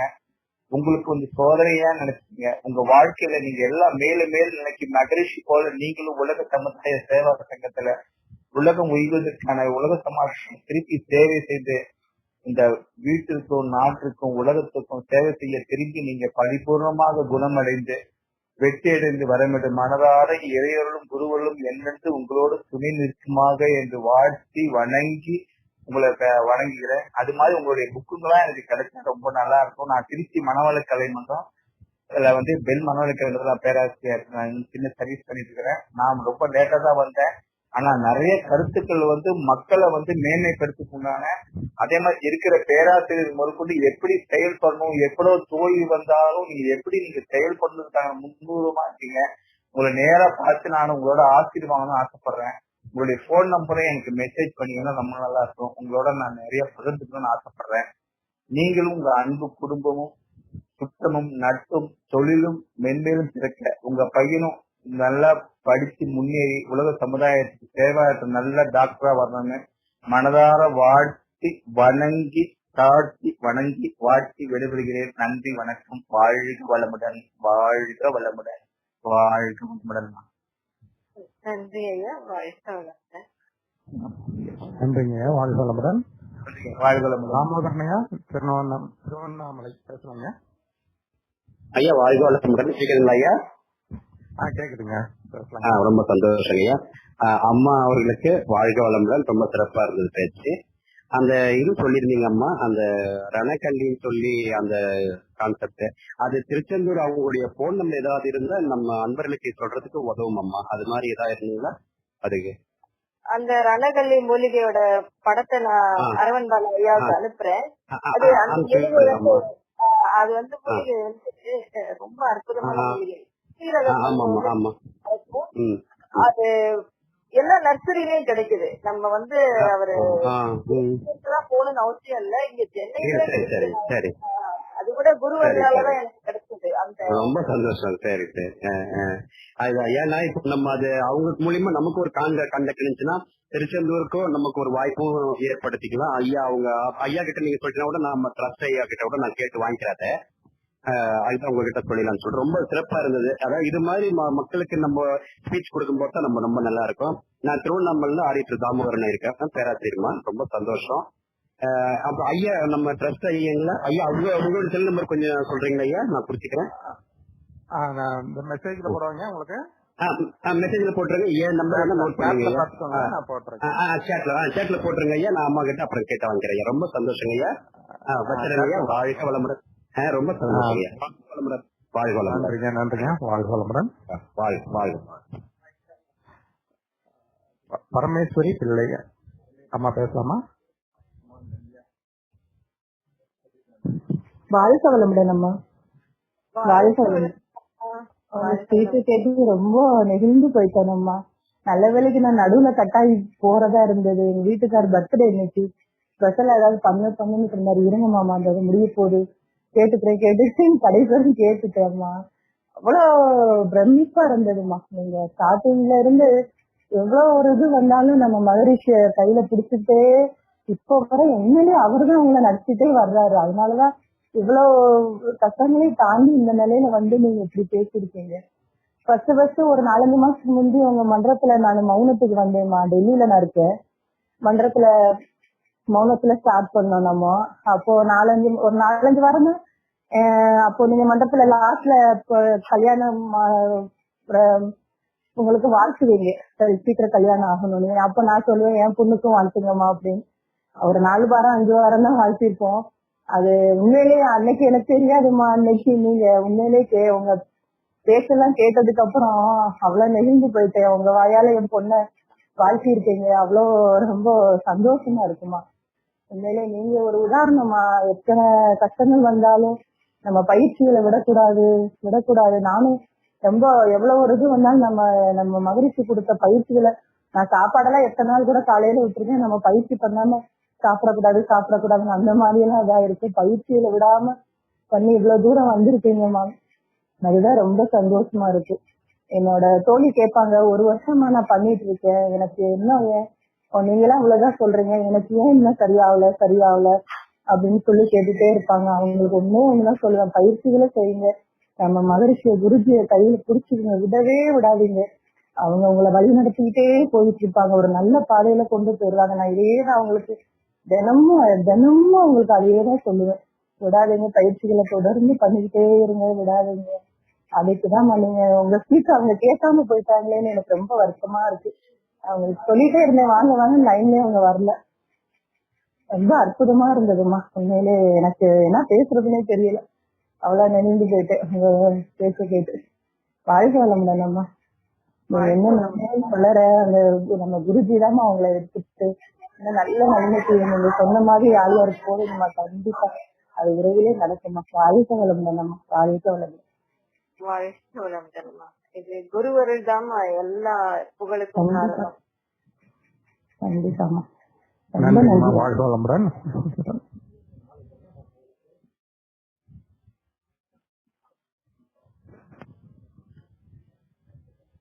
வாழ்க வளமுடன். வேற யாரும் கேட்கறதுக்கு இருக்கீங்களாமா? நிறைவு செய்து கொள்ளலாம் என்று நினைக்கிறேன். வாழ்த்துக்கள். இதுவரை தவமும் சிந்தனை விருந்தும் வழங்கியுள்ள அம்மா அவர்களை துரிய நிலையில் நின்று வாழ்த்துவோம். அனைவரும் துரிய நிலைக்கு வந்து விடுவோம். அருட்செல்வி சர்மிளா தனசேகரன் அம்மா அவர்கள் வாழ்க வளமுடன். அருட்செல்வி சர்மிளா தனசேகரன் அம்மா அவர்கள் வாழ்க வளமுடன். அருட்செல்வி சர்மிளா தனசேகரன் அம்மா அவர்கள் வாழ்க வளமுடன். அவர்களது அன்பு குடும்பம் வாழ்க வளமுடன். அவர்களது அருள் வளம், பொருள் வளம், உடல் நலம், மனவளம் வாழ்க வளமுடன். அவர்களது அருள் தொண்டு வாழ்க வளமுடன், வாழ்க வளமுடன், வாழ்க வளமுடன். மற்றும் இந்த இணையதளத்தில் கலந்து கொண்டு சிறப்பித்த அன்பர்கள் அனைவரும் அவர்களிடம் அன்பு குடும்பங்களும் வாழ்க வளமுடன். இந்த இணையதளத்தில் கலந்து கொண்டு சிறப்பித்த அன்பர்கள் அனைவரும் அவர்களிடம் அன்பு குடும்பங்களும் வாழ்க வளமுடன். இந்த இணையதளத்தில் கலந்து கொண்டு சிறப்பித்த அன்பர்கள் அனைவரும் அவர்களிடம் அன்பு குடும்பங்களும் வாழ்க வளமுடன். அவர்களிடம் அருள் வளம், பொருள் வளம், உடல் நலம், மனவளம் வாழ்க வளமுடன், வாழ்க வளமுடன், வாழ்க வளமுடன். குரு வாழ்க, குருவே துணை. குரு வாழ்க, குருவே துணை. நிறைவு செய்து கொள்ளுகிறோம்.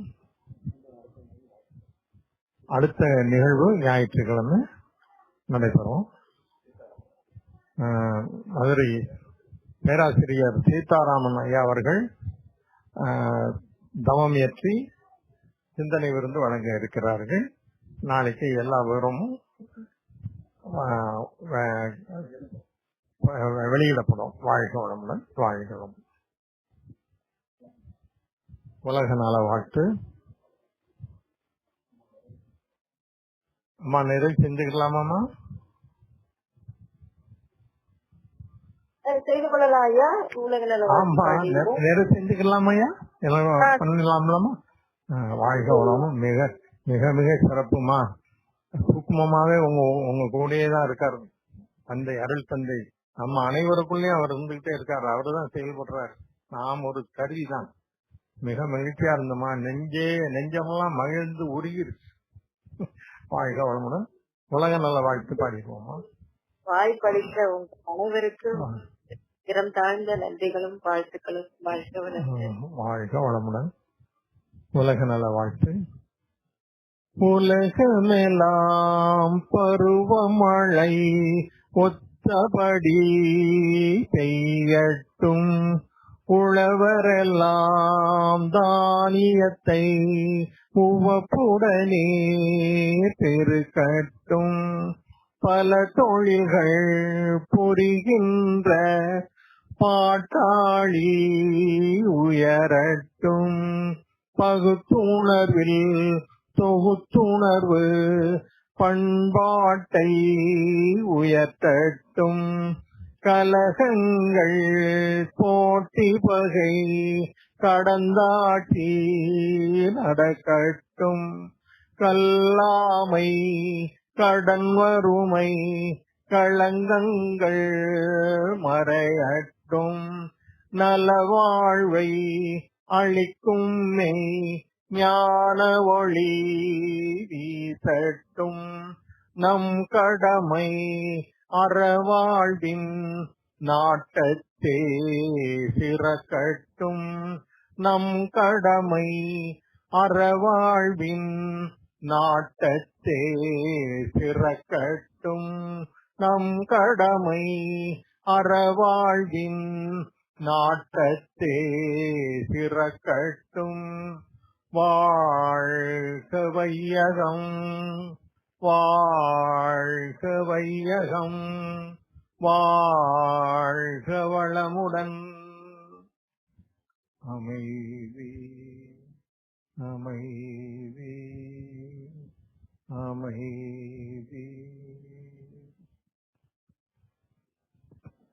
வாழ்க வளமுடன். அனைவருக்கும் நன்றி. மீண்டும் ஞாயிற்றுக்கிழமை சந்திக்கலாம். வாழ்க வளமுடன். அம்மா நன்றிமா. வாழ்க வளமுடன். நன்றி ஐயா. வாழ்க வளமுடன். வாழ்க வளமுடன்.